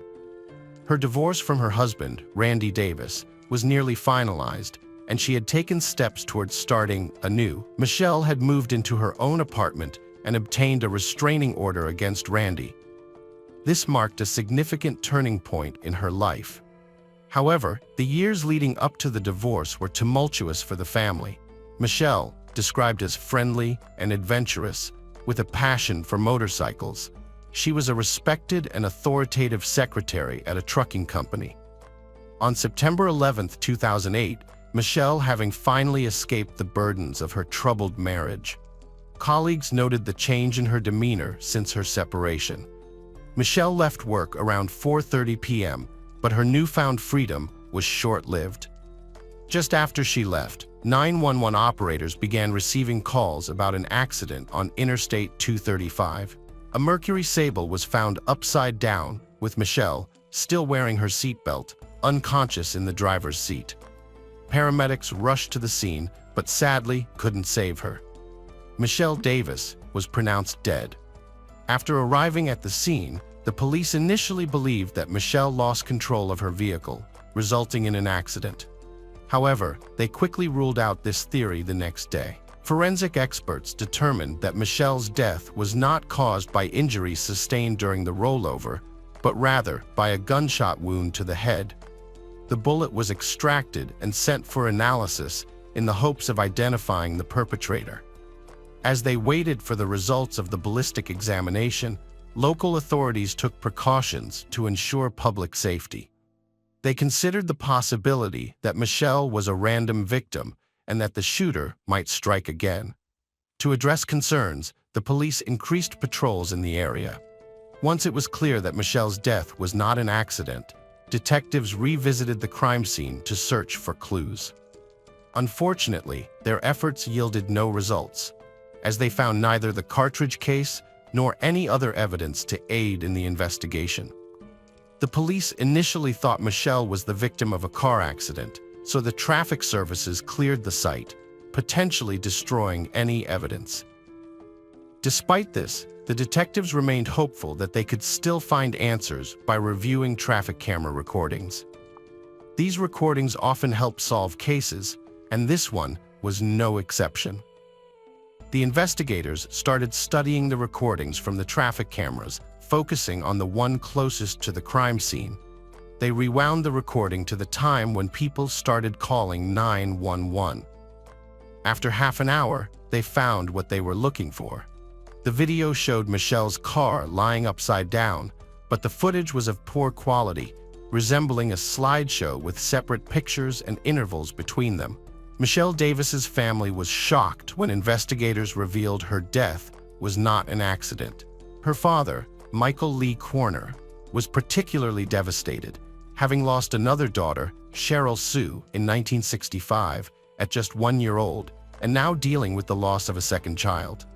Michelle's family described her life as having changed significantly in recent times. Despite having no financial problems, they suspected that her husband, Randy Davis, might have been involved in her death. Their divorce was almost finalized, and Michelle had filed a restraining order against Randy. This revelation led the investigators to consider Randy as a potential suspect. Meanwhile, another detective spoke with Michelle's colleagues at her workplace and discovered that she had been in a close relationship with a man named Matt Jorgensen, who was also a colleague. This new information added another suspect to the investigation, as the police sought to understand the complex circumstances surrounding Michelle's death. According to Michelle's friend, Michelle and Matt Jorgensen had mutual feelings for each other. However, since Michelle was going through a divorce from Randy Davis, they kept their relationship private, only sharing it with close friends and colleagues. When investigators spoke with Matt, he openly discussed his relationship with Michelle and provided a detailed account of his whereabouts on the day of her death. He claimed they never had any arguments or fights. The police verified his alibi, and he was subsequently eliminated as a suspect. The ballistic examination revealed that the murder weapon was a .22 caliber rifle, and experts determined that the shot was fired at close range. Given that the crime occurred on the interstate, the police believed the shooter was likely in another vehicle that was driving alongside Michelle's car. This new information led to the emergence of a new suspect in the case. The police received a tip from Michelle's insurance company that her brother Todd was seeking payment, raising suspicions of a life insurance-motivated crime. A detective visited Todd's house to investigate. When the detective started asking Todd about his whereabouts on the day of Michelle's death, Todd realized he was a suspect. He explained that he was in a different part of the city at the time of her death, and that the family was struggling financially. Todd said he had turned to the insurance company because he needed the money to pay for Michelle's funeral. The police verified Todd's alibi and found that he was not in the area where Michelle was killed. This ruled him out as a suspect, but Todd provided information that led the police to investigate another suspect, Josh. Josh was the son of Randy from a previous marriage and was an adult at the time of Michelle's death. A Marine named Josh had recently returned home from the Army when a tragic event occurred. Michelle was fatally wounded in a car incident, and the police considered Josh a suspect due to his military background. As the investigation continued, a woman reported witnessing something on Interstate 235 on the same day and time as the incident. A witness reported seeing a red Ford F-150 pickup truck driven by a white man in a baseball cap who was driving erratically, swerving between lanes, and appeared to be chasing someone. This new information led investigators to re-examine traffic camera footage, focusing on finding a red pickup truck in the area. The footage confirmed the witness's account, showing a red pickup truck following Michelle from her workplace. Although the footage was not clear enough to reveal the driver's face or the truck's license plate, further review of other camera recordings revealed that the truck was consistently following Michelle's route, staying close behind her as she approached the location of her death. This evidence suggested that the perpetrator likely fired the fatal shot from the truck while driving. Detectives investigating Michelle's death had several suspects in mind, and soon discovered that her husband, Randy Davis, owned a red pickup truck. They immediately visited his house, but found only his son, Josh, who was a Marine trained in handling weapons and had access to his father's vehicle. Josh claimed that on the day of Michelle's death, he went shopping with his sister and then spent the evening at home watching TV. However, detectives found Josh's alibi suspicious. According to Josh, the divorce proceedings between Michelle and his father were challenging, partly due to Michelle's demand for half the house's value. Josh also stated that his father arrived home around 5:30 p.m. that day. The conversation with Josh revealed that he might have had a motive for the crime, as he was upset about Michelle trying to take part of his inheritance during the divorce. This led detectives to view Josh as a potential suspect with a possible motive. Meanwhile, the police canvassed shops and gas stations along the route from Michelle's workplace to the crime scene, hoping to find additional surveillance footage. Their efforts paid off when they discovered crucial footage at a store just a few miles from Michelle's workplace. On September 11, 2008, the day Michelle died, a red pickup truck arrived at the store at around 4 p.m. The truck was registered to Randy Davis. The police needed to determine who was driving it that day. Security footage showed the driver getting out of the truck and entering the store, but the poor video quality made it impossible to identify whether it was Josh or Randy. The man disappeared from view for a while, then reappeared, made a purchase, and left the store. It's worth noting that this all happened at 4 p.m., while Michelle left work at 4:30 p.m. The police continued to analyze the footage and found that the pickup truck returned to the store several times over the next 30 minutes, but the driver didn't get out of the truck on these subsequent visits. The truck's final appearance near the store coincided with Michelle leaving work. Despite being unable to identify the suspect, the police tried to contact Randy Davis again. This time, he responded and came to the police station. The investigators informed Randy of his rights and made it clear that he was not under arrest.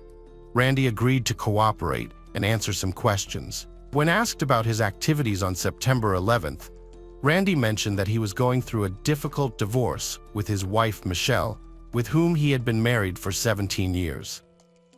Randy claimed to have worked as a carpenter and was at work on the day of the incident. When questioned about his return time, Randy initially hesitated before stating that he arrived home at 3:45 p.m. However, this statement contradicted the surveillance footage and Josh's testimony, which indicated that Randy arrived home around 5:30 p.m.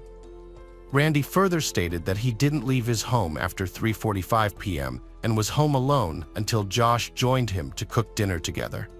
However, this information conflicted with Josh's testimony, which stated that he was already home when Randy arrived. The alibis of Randy and Josh were intertwined, and investigators realized that one of them was not telling the truth. To test Randy's reaction, investigators informed him that Michelle had died from a bullet wound, not from injuries sustained in a car crash. Randy showed little reaction to this news, pretending to be surprised and lowering his eyes. When investigators asked him when he last saw Michelle, Randy requested a lawyer, which ended the conversation.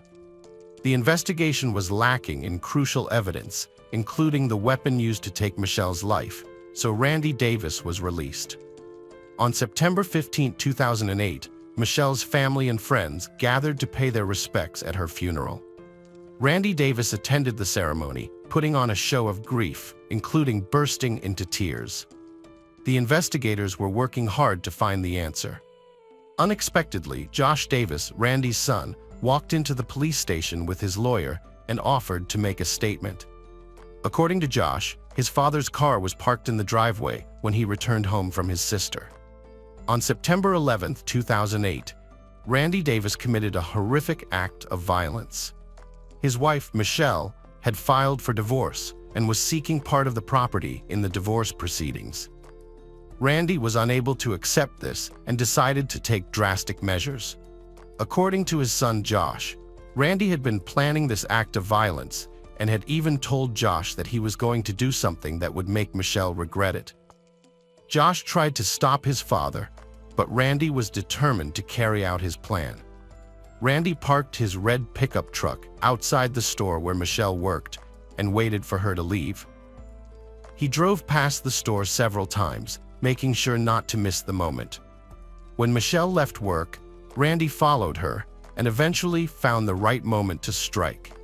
He rolled down the passenger side window and fired, shooting Michelle. Josh's testimony was crucial in the investigation, and the police were able to arrest Randy Davis based on the information he provided. The incident was also captured on the store's CCTV footage, which showed Randy's truck parked outside the store several times before the shooting. Randy Davis was initially charged with first-degree charges for the death of Michelle, but he made a deal to plead guilty to second-degree deprivation of life in exchange for a reduced sentence. As a result, Davis was sentenced to 50 years in prison in 2010.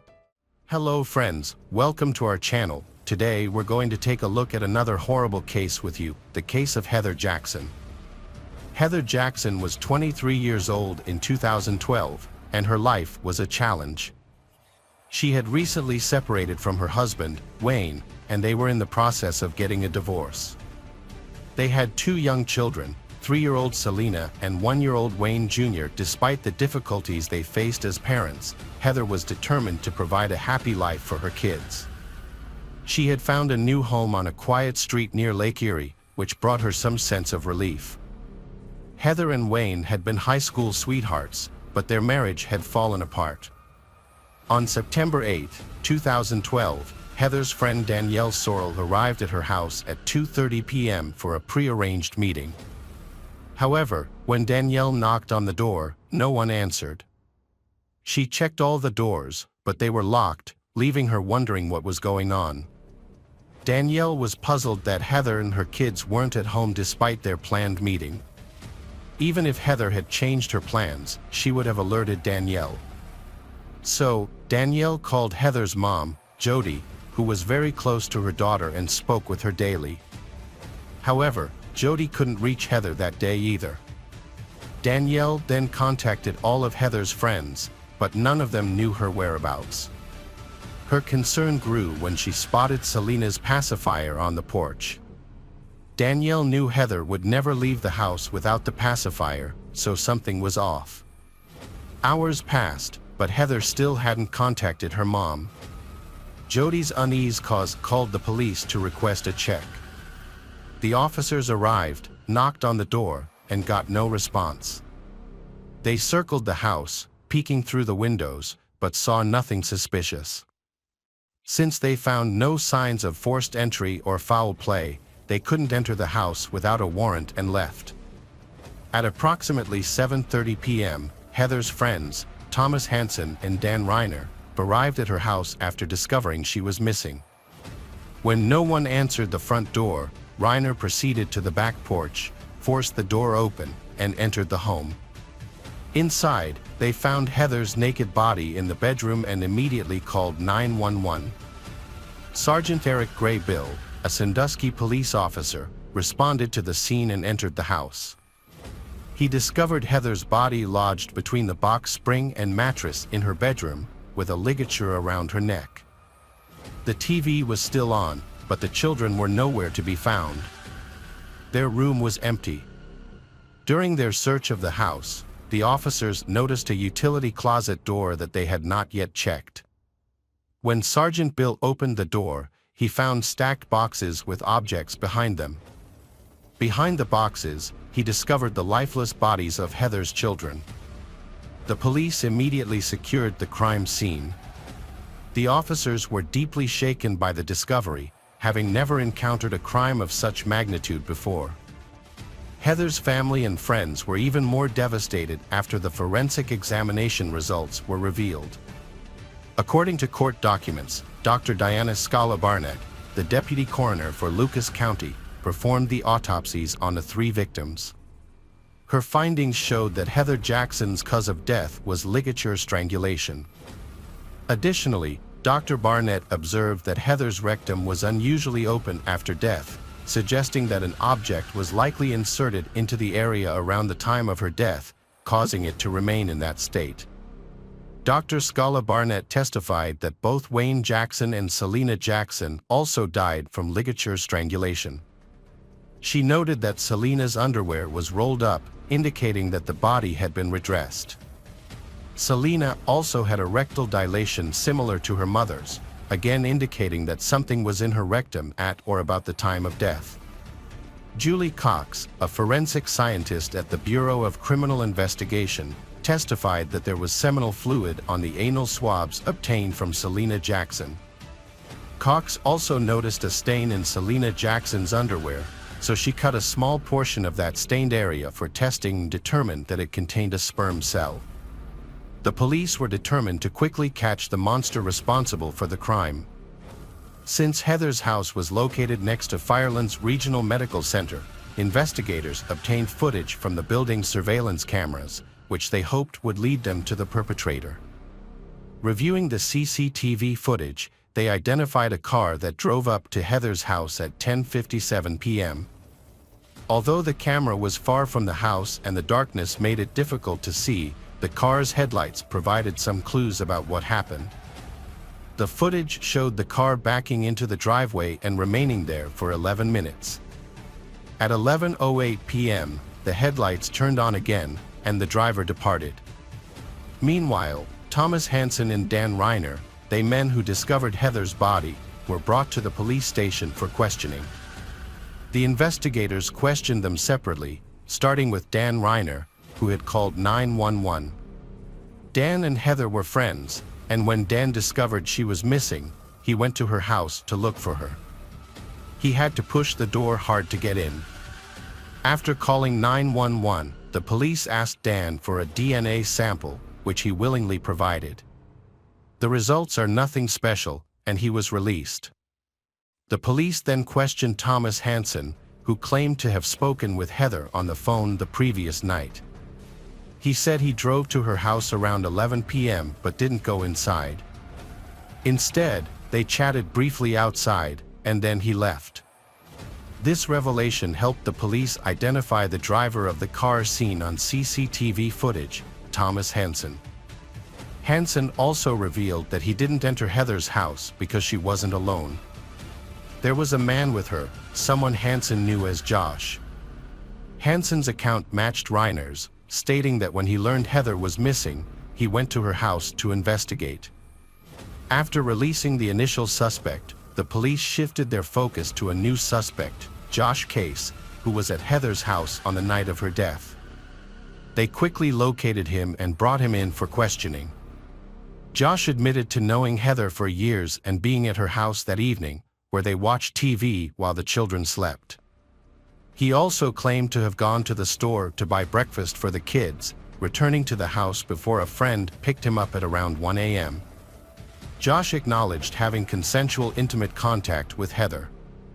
Investigators verified his alibi by reviewing the store's CCTV footage, which confirmed he entered the store at 11:20 p.m. While this corroboration supported his testimony, it did not rule out the possibility that Josh might still be involved in Heather's tragic death. Heather's last known contact was with Josh Case, making him the prime suspect. He provided a DNA sample, which was compared to the DNA found on the victims' bodies. The results eliminated Thomas Hansen and Dan Reiner as suspects, as their DNA did not match. However, Josh's DNA matched the DNA on Heather's body, but not on her children's bodies, indicating another person was present that night. This was not surprising, as Josh had previously admitted to an intimate relationship with Heather. The police now focused on finding the DNA of the second person involved. They quickly ruled out Heather's husband, Wayne, who was going through a divorce with Heather and lived in another state. The investigators turned to Heather's cell phone records for answers. The records showed Heather was active on her phone, including on the night of her death. Her last phone conversation took place at 3:12 a.m. and lasted 30 seconds. The police's next step was to identify the owner of the phone number Heather last spoke to. 36 hours after Heather's death, police obtained another CCTV footage that showed a white car arriving at her house around 3 a.m. This timing coincided with when Heather stopped using her phone, suggesting a possible connection. The car left about an hour later, by which time Heather, Selena, and Wayne were likely already dead. Although the footage was not clear enough to reveal the license plate, investigators identified the car as a Cadillac. Further investigation led police to the owner of the phone number Heather had called before her death. The number belonged to 41-year-old Curtis Clinton, who had a 30-second conversation with Heather at 3:12 a.m. A background check on Clinton revealed a disturbing history. He had been released from prison in February after serving 13 years for 2 counts of felonious assault and manslaughter. Clinton had pleaded guilty to the 1997 death of 18-year-old Misty Keckler, who was found strangled, naked, and bound in a bathtub.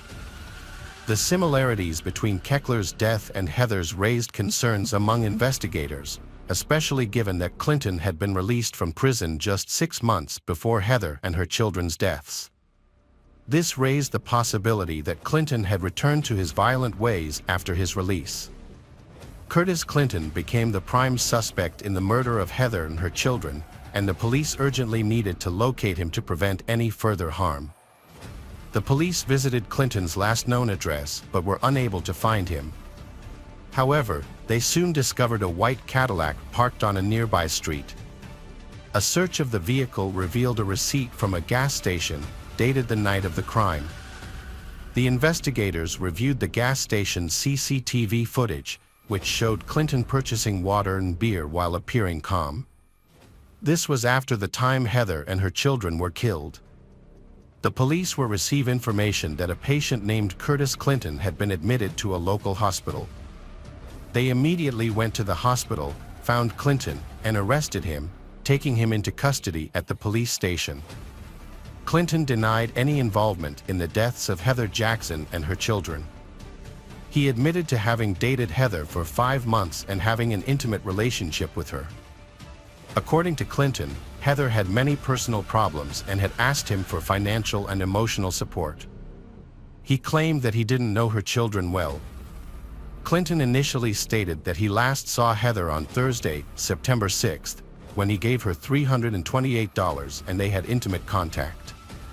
However, when the investigator showed him phone records indicating that he had spoken with Heather at 3:12 a.m. on September 8th, Clinton corrected himself, saying that it was actually Friday night or early Saturday morning when he last saw her. Clinton claimed that he didn't stay long at Heather's house, dropping off the money and then leaving after their intimate encounter.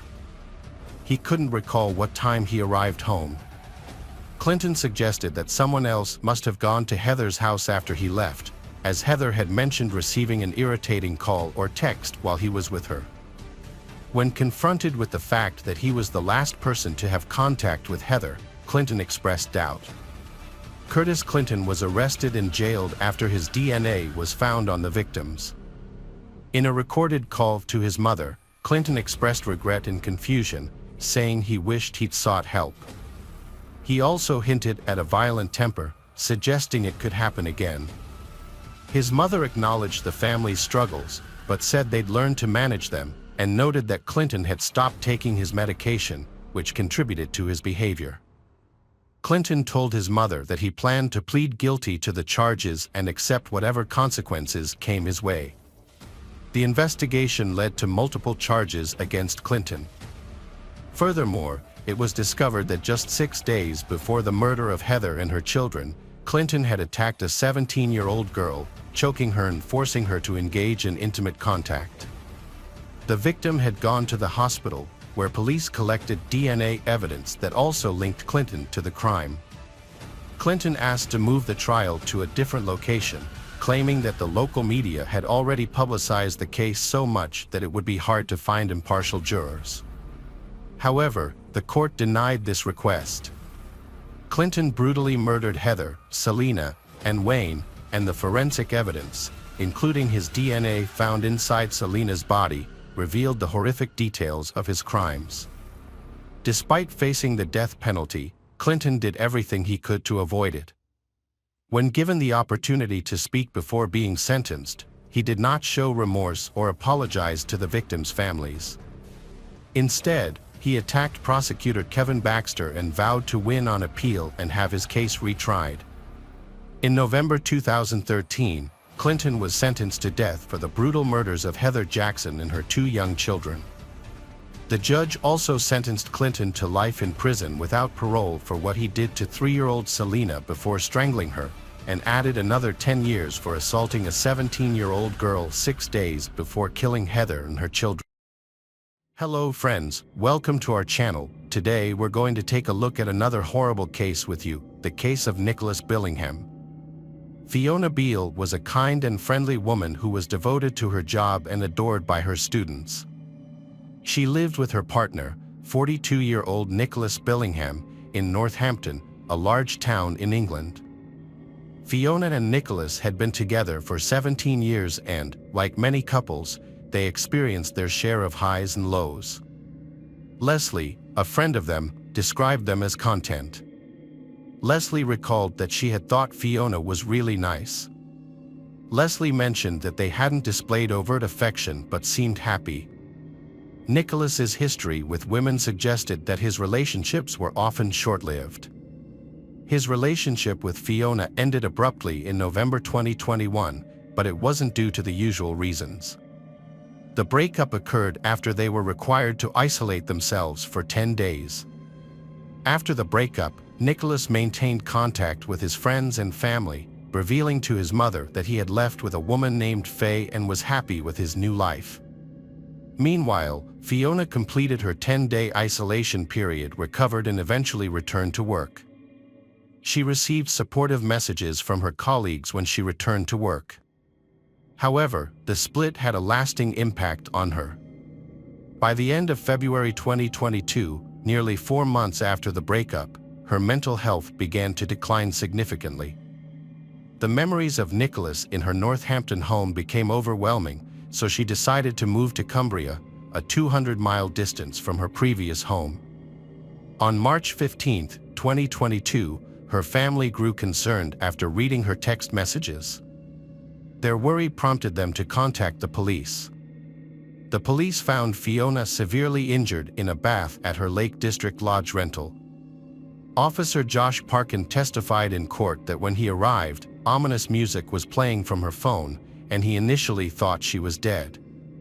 Parkin described the scene, stating that he had found a completely naked female lying in the bath. Music was playing from a mobile phone next to her. He immediately called for an ambulance and suggested they try to get her out of the bath to administer CPR. She then became partially conscious. To check her responsiveness, he had pulled her ear firmly, and she had moaned, trying to turn over.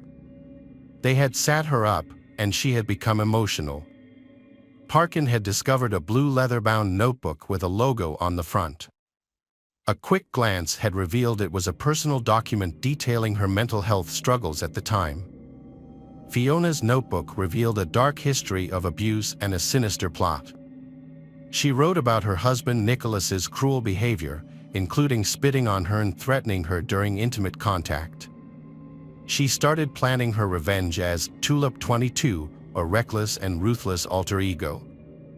Fiona described how she planned and executed the murder, using a knife and an eye mask to carry out the crime. She hid the body in the bathroom and later moved it to the garden, where it was buried under multiple layers of materials. The police initially dismissed Fiona's notebook as ramblings, but upon re-examining it, they found disturbing details that led them to investigate further. They searched Fiona's house and found a blood-stained mattress in the cellar. On March 19th, forensic officers and a cadaver dog discovered Nicholas's remains in the garden, wrapped in carpet and buried under various materials. Fiona's notebook revealed her regret and apology for the crime, but also her anger and hurt towards her husband. The body was found with a sleep mask covering the eyes, bearing the phrase, "This is my morning after" face on the inside. The police spokesman described the scene as showing utter contempt, as the body was wrapped in cables, hose pipes, and plastic bags, mixed with debris from a building. An autopsy was conducted the day after the discovery. The results confirmed that the cause of death was a single stab wound to the right side of the neck, damaging the right jugular vein, esophagus, and trachea. The injury was inflicted with moderate force. Following the investigation, police arrested Fiona Beale on March 22, 2022, charging her with the murder of Nicholas Billingham. Nicholas's family was shocked and heartbroken when they learned of his death, particularly after discovering that Fiona had sent texts to them and Nicholas's friends from his own phone. Following the police investigation into Nicholas' death on November 1, 2021, it was discovered that Fiona attempted to cover her tracks in the days that followed. As part of her plan, Fiona claimed to infection, which would have given her a 10-day period of isolation, during which she would not be disturbed. Fiona's actions during this 10-day period were inconsistent with the severe symptoms she claimed to be experiencing due to the infection. On November 2, with Fiona using Nicholas's Amazon account, and later her own, to purchase various cleaning supplies, including products for Venetian blinds, a new mop and bucket, heavy-duty trash bags, a new mattress, bedding, clothing, wall art, and mirrors. Later that day, Fiona made changes to her order, adding 3 rolls of duct tape to a delivery that already included multiple cleaning products. She also made a separate purchase at 2:19 p.m., buying heavy-duty gardening gloves, a stainless steel digging spade, and a garden incinerator. These items would later be used to dispose of a body. Nearly 2 weeks after Nicholas's death, Fiona went shopping again. On November 13th, supermarket cameras caught her buying various items, including building materials that she would later use to construct a grave. The police released the CCTV footage of this shopping trip. Fiona also impersonated Nicholas by sending texts to his family and friends for several months. She even invited Nicholas's mother to visit her at home. Nicholas's mother, Miss Valentine, reported that Fiona had invited her over for a Christmas drink on December 23, 2021. Unbeknownst to Miss Valentine, her son's body was buried in Fiona's back garden at the time. Fiona Beale appeared to be living a normal life, showing no signs of depression or trauma after the incident. During the trial, Fiona initially denied any wrongdoing but later admitted to taking Nicholas's life, claiming it was an involuntary act. However, the prosecutor disagreed with her account.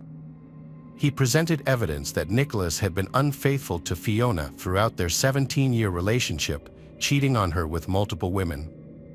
Despite Nicholas's infidelity, Fiona had taken him back on multiple occasions. The prosecutor revealed that one of Nicholas's affairs had resulted in a child.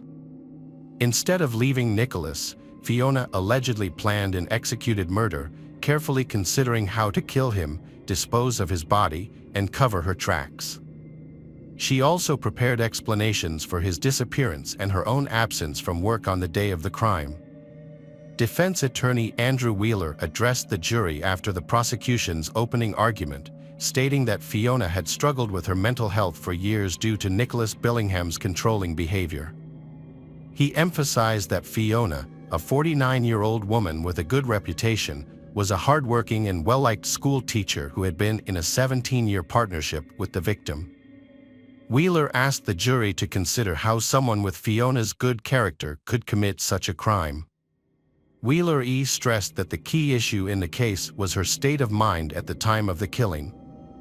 Wheeler explained that Fiona had struggled with her mental health for years and suggested that Nicholas Billingham's psychologically dominating behavior had gradually worn her down. Fiona Beale admitted her wrongdoing. She then shared details about her personal life and relationship with Nicholas at Northampton Crown Court. Fiona revealed that she had been prescribed antidepressants during her university years. She described Nicholas as caring and attentive at the start of their relationship, but claimed he gradually changed over time. Fiona alleged that Billingham's behavior became increasingly controlling, particularly when it came to cleaning. She recalled an incident where she had left a cloth with cleaner on it, which stained a worktop. Although it seemed minor at first, cleaning became a major issue throughout their relationship. Instead of laughing off mistakes, Fiona said she would get scolded by Billingham. She also described how meal times became rigid and inflexible, with everything having to be exactly as Nicholas wanted it. Over time, this behavior escalated and continued until the end of their relationship. Even small things, like the way items were placed in cupboards, became a point of contention, with Nicholas insisting that they face outwards. Fiona testified that Nicholas's behavior escalated from joking insults to cruel comments, which made her lose confidence. She also shared that before taking Nicholas's life, she warned him that she would kill him if he ever treated another woman the way he treated her. The judge stated that considering the severity of the crime, he sentenced Fiona to a minimum of 20 years in prison. Hello friends, welcome to our channel. Today we're going to take a look at another horrible case with you, the case of Sierra Breland. Sierra Locklear, a cheerful and ambitious woman from Cleveland, Georgia, grew up with a dream to live in Atlanta one day. To achieve her goal, she had to leave her home state and pursue higher education. She attended the University of Tennessee for her undergraduate degree and then earned her law degree from Florida State University. Sierra became a successful lawyer, specializing in insurance defense. According to her mother, Kelly, Sierra was an energetic person who overcame obstacles to achieve her goals. She was happy, loving, and dedicated to her career. In October 2020, Sierra met Xavier Breland on Tinder, and their relationship quickly blossomed. They got married just 6 months later, and Sierra soon became pregnant. During this time, she provided legal assistance to Xavier in his dispute with his ex-wife. They decided to start a new life in Carmel, Indiana, where Sierra secured a job at a law firm. At the end of 2021, she gave birth to a son, whom they named Jackson. Xavier and Sierra appeared to be a perfect couple from the outside, but their relationship was troubled from the start. According to Shelby Campbell, Sierra's best friend, problems began to surface shortly after they started dating. Sierra had initially tried to end things with Xavier, but he refused to accept rejection. He showed up uninvited at her apartment and sent threatening messages when he saw her with another man. Sierra gave Xavier another chance, and they married 6 months later. However, Sierra confided in Shelby about her growing fears and concerns about her husband's behavior. In one text message, Sierra expressed her feelings of being torn between her love for Xavier and her fear of his increasingly bad behavior. She worried about their future together, citing his lack of remorse for his actions and his tendency to blame her for his behavior. Their text exchanges, which Shelby shared, demonstrate the depth of Sierra's fear. On multiple occasions, Sierra called the police out of desperation, but by the time they arrived, Sierra would downplay the situation, fearing the consequences of speaking out against her husband. This cycle repeated itself in both Georgia and Indiana, where the police were called to their residence multiple times. Sierra's parents, Kelly and Nick Lair, were aware that her home life with Xavier was troubled. They encouraged her to end the relationship, reassuring her that she could always return to the safety of her family home. Sierra's journey to Georgia began when she and Xavier embarked on the 11-hour drive south. Sierra arrived at her parents' house on February 19th, where she spent the night with relatives she hadn't seen since moving to Indiana. Sierra planned the trip to visit her family in Georgia, secretly intending to stay and divorce her husband Xavier due to escalating abuse. She told her parents about her plans and the abuse, and they supported her decision. On February 19th, Sierra arrived at her parents' house in Cleveland, Georgia, and reaffirmed her decision to divorce Xavier. The next day, she left to pick up her son Jackson from her mother-in-law's house in Johns Creek, Georgia. Sierra sent a text message to her best friend saying that she was waiting to pick up Jackson, but Xavier was refusing to hand him over to her. On February 21st, Sierra texted Nick, her father, saying she'd return home the next morning, and he gave her permission. When her father didn't hear back the next day, he reached out, and Sierra replied that everything was fine, just that she was feeling under the weather. Nick texted Sierra on Wednesday and Thursday, but she didn't respond. By Friday, her family was worried. On Saturday, Nick received a call from an Indiana police officer, who said Sierra was missing and her husband had filed a report. The family was shocked, wondering why Sierra hadn't told them she was in Indiana. Nick called Xavier's father. He denied seeing Sierra, but it was later revealed that Xavier had reported her missing to the Carmel Police Department on February 26, 2022. Video footage showed her last known location was her mother-in-law's home in Georgia on February 24th. Sierra disappeared on February 25th after leaving her Carmel home to walk to a store around 1 p.m. She was last seen wearing a black top and purple shorts, despite the low temperature. However, she never arrived at the store and left behind her personal belongings, including 3 phones and her 5-month-old son. The family finds it suspicious as Sierra had a burner phone for emergencies and wouldn't leave her baby behind. Kelly, Sierra's mother, said Sierra confided in her about the couple's financial struggles and alleged her son-in-law was physically and emotionally abusive. When Sierra went missing, leaving her baby behind, Kelly feared the worst. Kelly described Sierra as a loving mom who prioritized her son's care. When Sierra vanished without the baby, her husband's alibi seemed suspicious. 2 days later, police visited Xavier, Sierra's husband, after an accidental gunshot at his home. His criminal past, including a 2005 felony conviction, raised suspicions. Xavier was named a person of interest in his wife Sierra's disappearance and arrested on an unrelated charge. He had an outstanding warrant for aggravated stalking in Qua County, where he had tracked his ex-wife using a GPS device in their children's stuffed animal. 2 weeks after Sierra's disappearance, police, volunteers, family, and friends searched neighborhoods in Johns Creek, focusing on areas along Medlock Bridge Road. They passed out flyers and set up electronic signs asking for the public's help, and contacted companies to display Sierra's information across Metro Atlanta. The family of Sierra sought information on her disappearance, specifically regarding a white 2017 Volkswagen Tiguan. During the investigation, Xavier, Sierra's husband, was the only person seen getting out of the car at gas stations and shops. Law enforcement officials searched the mother-in-law's house, collecting evidence with a search warrant, and forensic professionals and cadavered dogs to look for signs of a struggle or potential blood stains. A search of Xavier Breland's residence by authorities, including a K-9 unit, found no trail. A video from March 2022 shows Xavier telling his children that Sierra was kidnapped and won't be coming home, contradicting his previous statement to police. The video was obtained while Xavier was in jail for aggravated stalking, unrelated to Sierra's disappearance.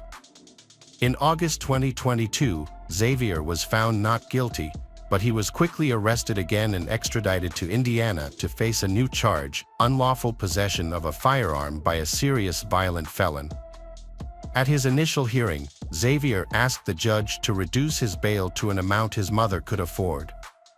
The judge set the bail at $35,000, lower than the $50,000 requested by prosecutors.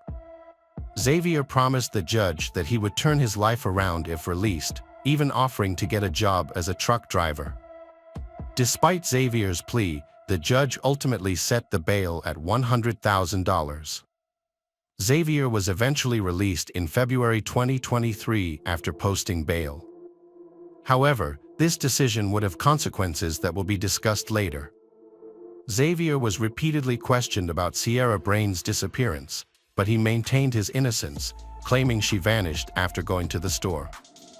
He stuck to this story, denying any involvement in her disappearance. The search for evidence in Sierra Brain's disappearance is a daunting task, considering the vast areas of land that need to be searched. Court documents revealed that some items were taken from Xavier's mom's home. Crime scene investigators removed the carpet and mattress from the home on April 21, 2022. After Xavier's arrest on March 1, 5-month-old Jackson was taken into state care. Sierra's parents, Nick and Kelly, are now able to be with their newborn grandchildren and are working to bring the infant back home to Georgia. Despite Sierra remains missing. Over the past year, multiple searches have been conducted, focusing on specific areas, but sadly, no leads have been found. Xavier Breland is the only person of interest named in Sierra's disappearance, but no charges have been brought against him. Her family believes he knows what happened to her and is the only one who can give them answers. Kelly LeClaire thinks Sierra's body could be in Georgia, Tennessee, Kentucky, or Indiana and is asking outdoor enthusiasts to be on the lookout. Sierra's parents now have custody of the couple's child. Xavier was released on bail for an unrelated firearms case, but failed to appear in court and a warrant has been issued for his arrest. The FBI is now involved in the case, and the search for Sierra and Xavier continues. The disappearance of both Sierra and Xavier has raised many unanswered questions. Sierra's mother believes Sierra feared Xavier and didn't plan to return to Indiana with him. With both missing, the case is now more urgent. The trial for Xavier's gun charge has been postponed, and authorities and Sierra's family are seeking public help to locate them and shed light on their disappearances. Hello friends, welcome to our channel. Today we're going to take a look at another horrible case with you, the case of Vera Pekteleva. Vera Pekteleva was born on September 24, 1997, in Kelos, Kovo Oblast. She grew up to be a cheerful, creative, and talented individual who excelled in singing competitions during her school years. Despite her parents, Oksana and Yvonne, divorcing while she was still in school, Vera maintained a good relationship with both of them and their new partner. People who knew her described Vera as kind, positive, and avoiding conflict. After graduating from high school, Vera surprised her family by enrolling in the State Technical University in Kovo instead of pursuing a career in the arts. Her mother, Oksana, lived in Kisilov, about 110 miles from Kovo, and Vera would visit her during her free time. During one of these visits in 2016, Vera met Vladislav Kanyus, a young man her age. Vladislav was her opposite in many ways. He lacked direction, was introverted, and had a quick temper. He had dropped out of school after 9th grade and came from a troubled home. His mother had abandoned the family, leaving him to live with his father, who had legal problems and eventually took his own life in front of Vladislav. This traumatic experience had a lasting impact on Vladislav's life. Vera and Vladislav's relationship was unlikely, as they had little in common. Despite this, Vera fell in love with him. However, her parents were strongly opposed to the relationship due to Vladislav's troubled past. They wanted a better life for Vera and disapproved of her choice. Vera's mother, Oksana, stated that they waited for Vera to end the relationship, but instead, she stopped talking about Vladislav with them. Vladislav was never invited to family gatherings and did not appear in Vera's social media photos, making it seem like she was hiding him. In 2019, Vera and Vladislav moved in together in Kovo, with her parents helping to pay for the apartment. Although Vladislav was unemployed and had no intention of changing that, he enjoyed living with Vera, who was beautiful, smart, and financially stable. As a result, she supported him. The relationship was tense, and Vladislav's alcohol abuse was a major concern. Vera's parents suspected that Vladislav was physically abusing her as well. Vera ended her toxic relationship with Vladislav in November 2019 with the help of her parents, who assisted her in paying for a new apartment. Logically, Vladislav should have moved out, but he refused to do so, as he enjoyed living at someone else's expense. According to Vladislav's testimony, he and Vera had a fight on December 15, 2019, because he wanted to go to a nightclub, but she declined. Vladislav claimed that during their relationship, Vera began to distance herself from him, often traveling to Kelos, and eventually admitting to communicating with someone else. Keep in mind that this is Vladislav's testimony, and it's up to you to decide how credible his words are. According to Vladislav, a month before their breakup, Vera told him she was leaving him. Later, he found out from a mutual friend that she was already seeing someone else, a guy named Alexander from Selos. He didn't know Alexander personally. After learning this, he wanted to talk to Vera about it. They were still living together in the same apartment at the time. On December 15, 2019, they had a fight and she left, taking some of her things with her. Even though they weren't together anymore, they stayed in touch by phone.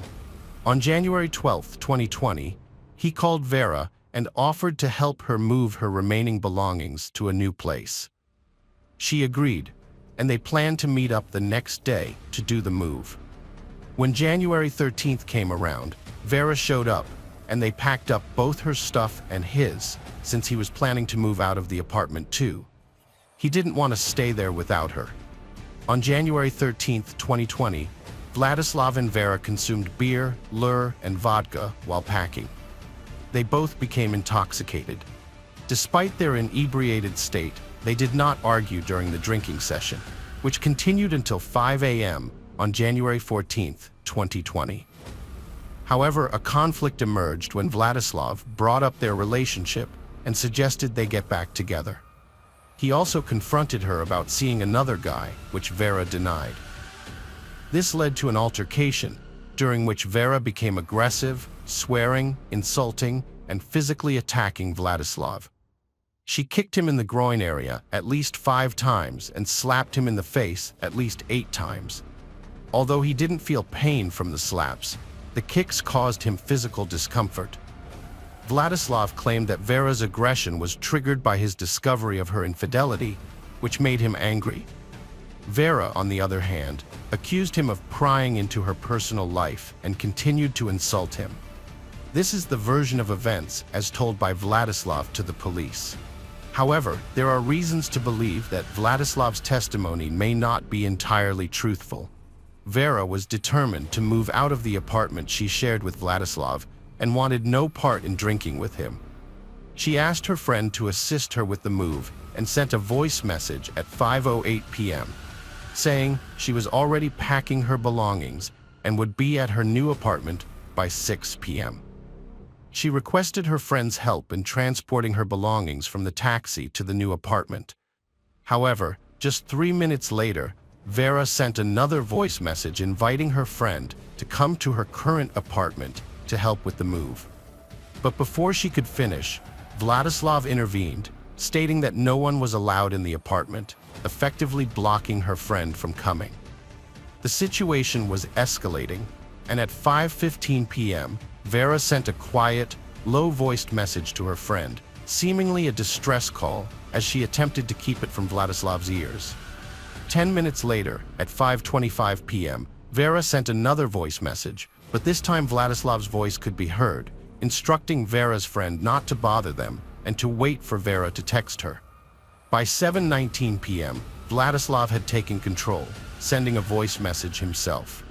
From that point on, Vera was silenced, and her friend no longer heard from her. It seemed that Vera was trapped alone with Vladislav. The night took a dark turn when, at around 3 a.m., the neighbors on the same floor were awoken by blood-curdling screams coming from apartment 738. A bystander described the unfolding tragedy as a massacre. The screams from the apartment were so loud that 15 people, including Vladislav's brother, gathered in the hallway. Vladislav's brother recalled his brother's previous threats to harm Vera and realized they needed to intervene. Since the door was made of iron, the neighbors searched for tools to pry it open. Meanwhile, Vera's desperate cries for help continued to echo from the apartment.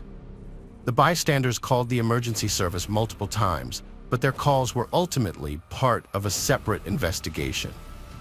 Despite the repeated calls, the police failed to arrive for 30 minutes until 6:30 a.m. During this agonizing period, the neighbors made 7 emergency calls, but no help came. The last words they heard from Vladislav were, "Vera, forgive me, I love you very much." Finally, the neighbors found a crowbar in a nearby parking lot and broke down the door. Tragically, they found Vera dead and Vladislav, who was heavily intoxicated, in the bathroom. Meanwhile, the 112 operators were indifferent to the emergency calls, chatting, laughing, and drinking tea, complaining about being disturbed, as Vera lay dying at the hands of her former boyfriend. The police did not arrive at the scene until after Vera's death had been reported. They later justified their delayed response by claiming that one of their patrol cars had no gas and that all available officers were busy handling other emergency calls. As a result, the operators who handled the 112 emergency calls and the police officers on duty that night were also put on trial. A police station video was made public, showing officers displaying a shocking lack of urgency. Vladislav Konyus initially claimed that he and Vera didn't have any conflicts until 5 a.m., but forensic evidence disputed this, showing that he had lied. In reality, Vera's first injury occurred around midnight, which meant that Vladislav had brutally beaten and injured her for 6 hours before she eventually died. The autopsy results were shocking, revealing a total of 100 injuries on Vera's body, including stab wounds, a broken nose and ribs, and evidence of strangulation around her neck. The community was outrageously upset, and more than 1,000 people attended her funeral, exceeding the church's capacity. Vera's mother, Oksana, was left devastated by the unrecognizable state of her daughter's body, which required an extensive 4-hour restoration process at the funeral home. At the same time, Vladislav was providing a false account to investigators, trying to downplay his role in the vicious crime. The indictment alleges that the police officers were negligent in their response to the situation. They had access to gasoline, but even if they didn't, they should have taken necessary steps to resolve the issue. However, they didn't treat the situation as urgent and failed to take prompt action. Furthermore, the two police officers refused to cooperate with the investigation and denied any wrongdoing. Their defense was that when witnesses reported the screams and cries for help, the investigation team was already occupied at a different location where a corpse had been discovered earlier. In 2022, Vladislav Konyus was sentenced to 17 years in prison after admitting partial guilt. He was also ordered to pay $45,000 in compensation. Vera's parents were shocked by the leniency of the sentence and planned to appeal. However, Vladislav didn't serve his full sentence. In April 2023, it was discovered that he had received a presidential pardon after serving just 6 months in prison. Furthermore, photos of him in military uniform surfaced online in November 2023. Vladislav Konyus, the person responsible for Vera's death, was not only pardoned but also relieved of the obligation to pay compensation to her parents. The news sparked widespread outrage in Russia. The press secretary of the Russian president explained the pardoning procedure, stating that it involves a series of steps. First, the convict must confess to their crime. Then, the request for pardon is reviewed at multiple levels, including the Federal Bureau of Prisons, Regional, Federal District, and Central Commission, before reaching the president. Alternatively, convicts can also redeem themselves by fighting on the battlefield, where they risk their lives under fire. This alternative path to redemption is difficult to accept, especially for Vera's parents, who were devastated to learn that Konyus was free to start anew while their daughter would never have that chance. Hello friends, welcome to our channel. Today we're going to take a look at another horrible case with you. The case of Jaden Parkinson. Jaden Parkinson was born on September 26, 1996, in Folkestone, UK, as the youngest of 3 siblings in a troubled family. Her parents' relationship was marked by discord. Jaden's mother, Samantha, recounts that her children were exposed to unsettling experiences. When Jaden was just 7 years old, her parents divorced, and she initially lived with her father. Despite this, she maintained a close bond with her mother, with whom she would talk every night over the phone. As Jaden entered her teenage years, her lifestyle became increasingly turbulent. According to Samantha, Jaden's father gave her excessive freedom, which led to her involvement with a crowd that encouraged smoking and alcohol consumption. Jaden would periodically live with her father and then with her mother. At the age of 13, she ran away from home, seeking refuge with her mother and expressing a desire to live with her. Ultimately, the family court ruled in favor of Jaden's wish, allowing her to stay with her mother. Jaden had a difficult time at school, often clashing with teachers and resenting attempts to control her behavior. In her personal life, she was in a romantic relationship with Ben Blakely, whom she met at 14. Despite their significant age difference, Ben was 20, Jaden's mother was unable to intervene. Initially, Jaden and Ben's relationship was loving and romantic, but it gradually became strained and controlling. Ben exerted significant influence over Jaden's life, dictating her appearance, including what clothes she wore and whether she wore makeup. He also isolated her from her family and friends, causing Jaden to move out of her mother's house and into a hostel for women escaping domestic violence.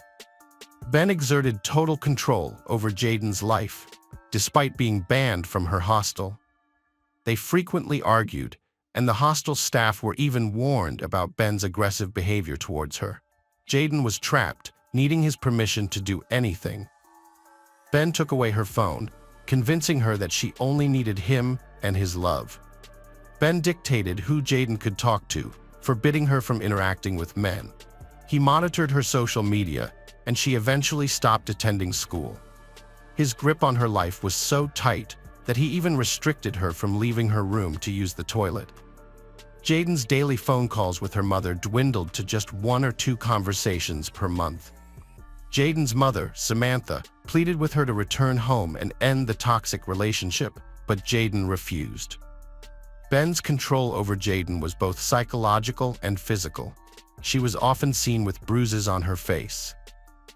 On November 30th, 2013, Jaden called her mother to reveal that she was pregnant. Jaden hoped that having a child would change Ben's attitude towards her and his lifestyle for the better. She thought the baby would bring them closer together and that Ben would go back to being the person she fell in love with. However, Ben did not live up to her expectations. Instead, he revealed his true nature once he had complete control over Jaden. He manipulated her into isolating herself from her friends and family, making her financially dependent on him. He even went so far as to restrict her movements, not allowing her to leave her room, even to use the toilet. Meanwhile, Ben was dating other girls behind her back, controlling them psychologically and physically as well. When Jaden's mother, Samantha, found out about her pregnancy, she asked Jaden to come back home, but Jaden refused, not wanting to cause her mother any more trouble. When Jaden told Ben about her pregnancy, he became angry and denied being the father of her child. Before she vanished, Jaden was being threatened by Ben, who claimed he would post intimate photos and videos of her on social media. In the days leading up to her disappearance, Jaden reported Ben to the authorities, fearing he would follow through on his threat. At the time, Ben possessed 30 explicit photos and 13 videos of Jaden, which she desperately wanted to keep private. On December 3rd, Jaden failed to return to her hostel, prompting staff to launch a search.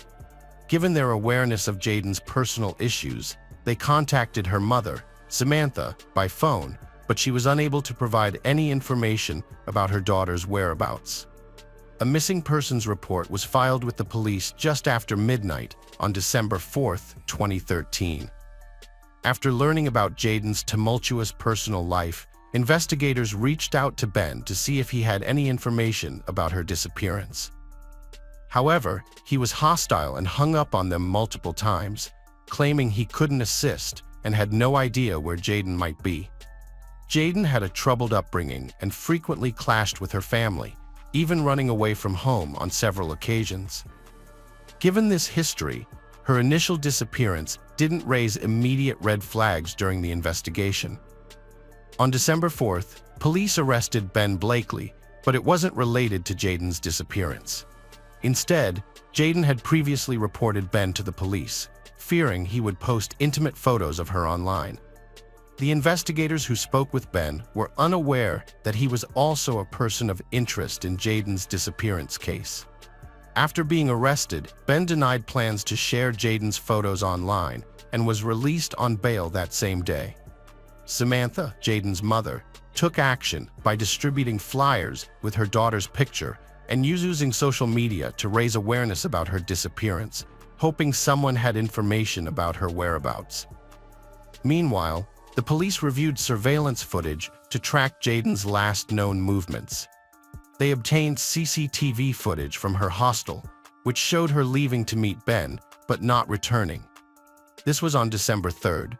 Further investigation revealed that Jaden was next spotted at Oxford railway station, where CCTV footage captured her walking in with Ben. The footage didn't show anything suspicious.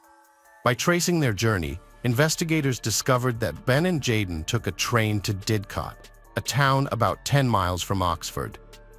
The last known location of Jaden was at the train station in Didcot, where footage showed her and Ben exiting the building.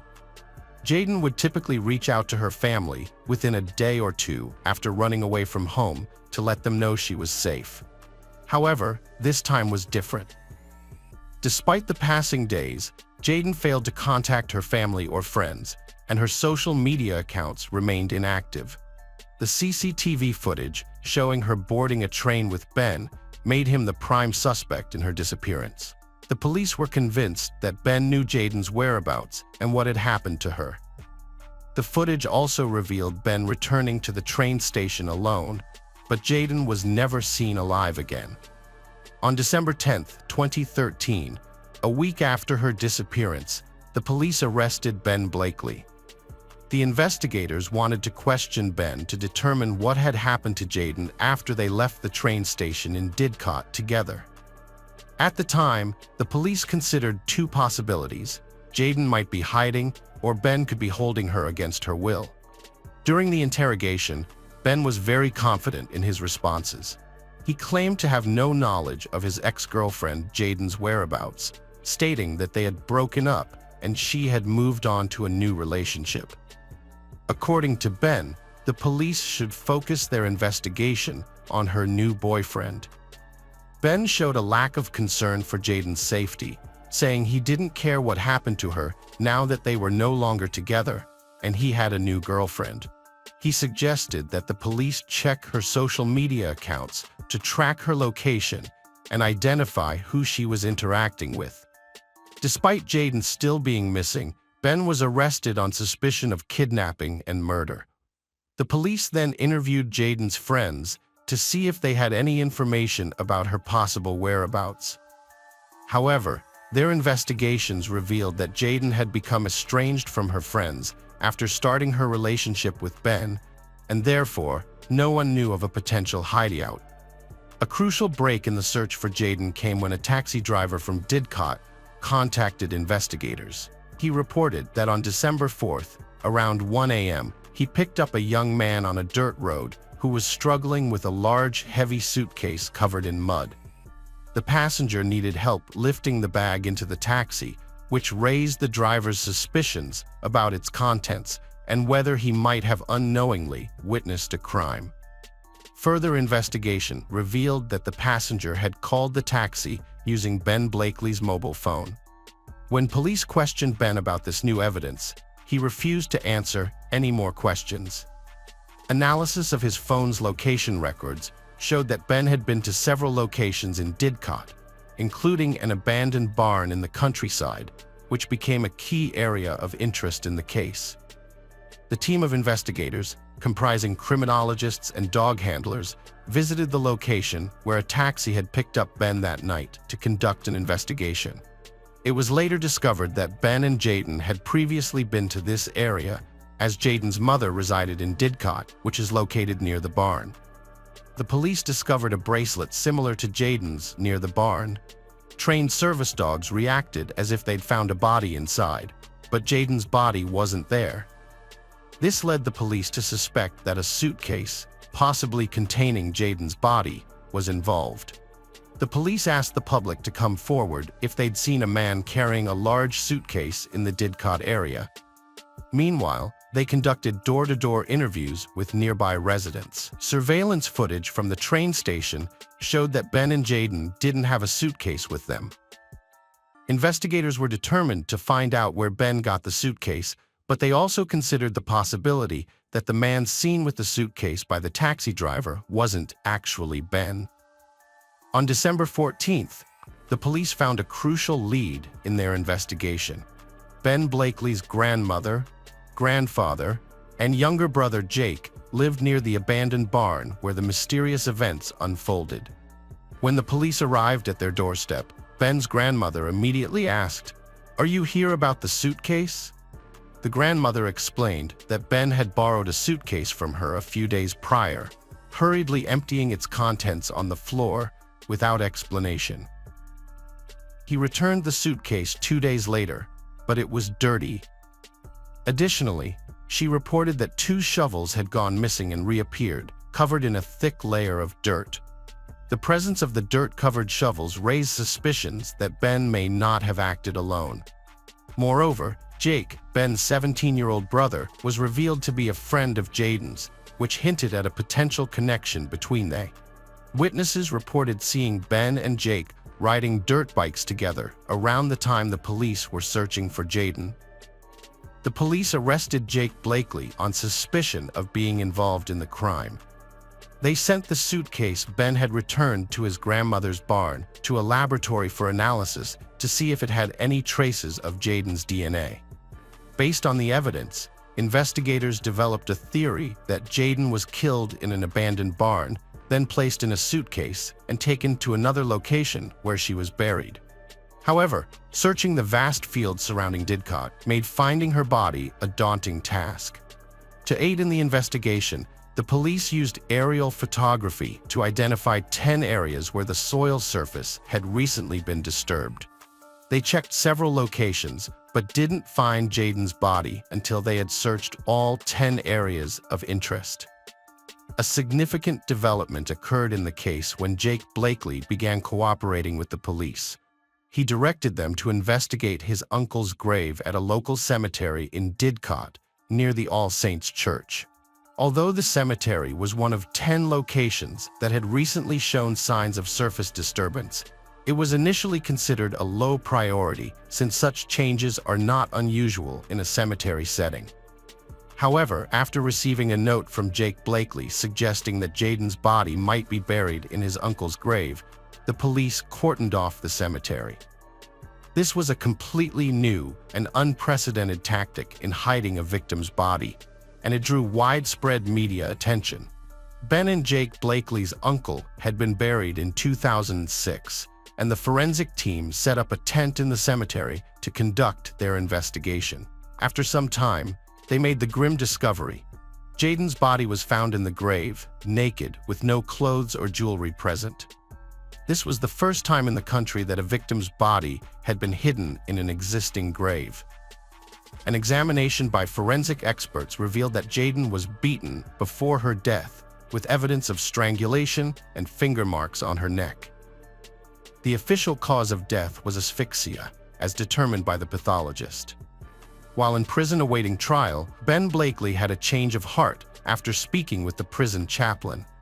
He wrote a letter, along with his lawyer, admitting responsibility for Jaden's death. Ben claimed that the crime was not planned, stating that he pushed Jaden during an argument, causing her to fall from a nearby bridge. He attempted to revive her but was unsuccessful. Initially, he buried her body in one location, but later moved it to his uncle's grave in the cemetery. However, the autopsy contradicted his story, showing blunt force injuries to her face and asphyxia as the cause of death, with no signs of a fall from a height. It meant Ben Blakely was dishonest to avoid responsibility for his actions. However, the truth came to light during the trial, which started on June 23, 2014, after Jaden's father had passed away due to heart problems. Blakely showed no remorse for taking the lives of Jaden and her unborn child. Instead, he behaved defiantly, shouting insults and displaying his indifference. Throughout the 4-week trial, it became clear that Blakely was a violent and controlling boyfriend. 3 of his ex-girlfriends testified that he had been abusive to them, taking their phones, hitting them, and choking them if they answered back, or if he suspected them of cheating. Blakely's short temper was on full display during the trial. He frequently outbursted in anger, using foul language in the courtroom and shouting at the prosecutor, Richard Leam. The judge repeatedly warned him about his behavior, but it was too much for Jaden's mother and other family members, who were often forced to leave the courtroom in tears. Judge Patrick Eccles was shocked by Ben's behavior, so he sent him to the cells and continued the trial without him for a day. Although Jake Blakely is under 18, Judge Eccles allowed his name to be published because it was in the public's best interest. Jake has admitted to trying to disrupt the legal process, but claimed he thought he was burying weapons or dead animals at the time. Ben promised his sibling Jake an Xbox and £100 to commit the crime. CCTV footage showed Ben and Jaden taking a train to Didcot, then Jake returning alone, hiding his face. The prosecutor said it was a planned crime, with Jake luring Jaden to a secluded spot to kill him. Blakely took Jaden to an abandoned barn in another town after finding out she was pregnant, likely because he wanted to control her and didn't want to become a father. Jaden wanted to start a new life, but Blakely wouldn't let her go. Jaden's mother, Samantha, supported creating a domestic violence registry in an interview with Sky News. She recalled how Blakely manipulated and controlled Jaden, getting money from her, and said she thought she was his target, not Jaden. The jury deliberated for 20 hours before reaching a verdict. Ben Blakely was guilty of intentionally killing Jaden Parkinson. The judge emphasized that Jake Blakely's abusive behavior towards Jaden involved physical and emotional mistreatment during their relationship. Blakely controlled every aspect of Jaden's daily life, taking away her phone to isolate her from others. When she was living at a hostel, he forced her to stay in her room, even restricting her access to the bathroom. The judge pointed out that Jaden was deeply emotionally attached to Blakely, making it challenging for her to break free from the toxic relationship. Finally, in November last year, Jaden found the courage to end the relationship. In response, Blakely threatened to post intimate photos of her online to humiliate her. The court sentenced Jake Blakely to 3 years in prison for attempting to pervert the course of justice in July 2014. His older brother, Ben Blakely, received a life sentence with a minimum term of 20 years. Hello friends, welcome to our channel. Today we're going to take a look at another horrible case with you, the case of Danielle Jennings. Danielle Jennings was born on September 16, 1978, in Columbia, South Carolina, USA. She spent her childhood in Stockton, Georgia, with her mother and stepfather. Despite her cheerful and outgoing personality, Danielle faced a challenging situation when she became pregnant at the age of 16. However, she was determined to be a good mother and had no doubts about having her child. After the breakup with Carl, the father of her child, Danielle gave birth to her son, Tristan, in 1996. At just 17 years old, she became a single mother. Despite the challenges, Danielle was determined to provide the best life for herself and her son. She eventually met Luis, a man who would become a father figure to Tristan. Danielle and Luis had known each other since they were teenagers and had been friends in the past. When they started dating, Danielle was happy to have found someone who could support her and her son. Luis took care of Danielle and Tristan, and she felt like her life was finally falling into place. They moved in together, and Danielle found a job at a landscaping company. She was proud of herself for taking this step and was glad to have found a sense of stability and security. In December 1998, Luis proposed to Danielle, and she happily accepted. At the time, Danielle's life was on the upswing. She had a wonderful son, was engaged to the man she loved, and had promising career prospects. However, her life was about to take a devastating turn. On March 15, 1999, Luis came home from work to find Danielle lifeless on their bed. Their son, Tristan, was at daycare that day. Luis immediately knew something was wrong based on the color of Danielle's skin. He called 911, and police arrived at their apartment in Norcross, Georgia. The initial information was that a woman had died and her fiancé had made the 911 call. This raised suspicions among investigators, as it is not uncommon for the partner to be involved in the death of their loved one. Luis reported the crime to the police at the apartment entrance, stating that the victim was 20-year-old Danielle Jennings. According to Luis, he found Danielle's body when he returned from work. She was lying face down on the bed, and when he turned her over, he discovered that she was dead. Luis immediately called 911. The police took Luis to the station for questioning, and investigators examined the crime scene.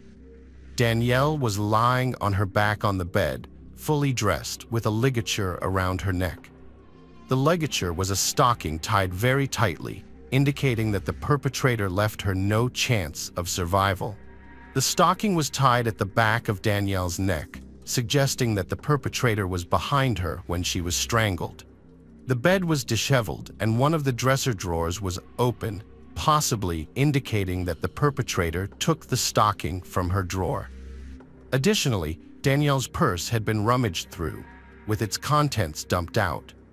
The police considered the possibility that the crime was a robbery that escalated into murder, but noted that valuable items such as cameras and jewelry remained untouched. The investigators considered the possibility that the perpetrator's goal was to steal from the apartment, but after encountering Danielle, decided to kill her to eliminate her as a witness. They also explored the possibility that the crime scene was staged, as the front door showed no signs of forced entry. After searching the surrounding area, they found no evidence. The sliding glass door leading to the backyard was locked and showed no signs of forced entry. Based on their findings, the investigators concluded that Danielle must have let the perpetrator involuntarily, or that the perpetrator had a key to the apartment. This led them to focus on Luis, Danielle's fiancé, as the main suspect during their questioning. Luis was very emotional about the situation, as romantic relationships can sometimes lead to intense anger and sad consequences. The interrogation began with questions about his whereabouts on the day of his fiancé's death.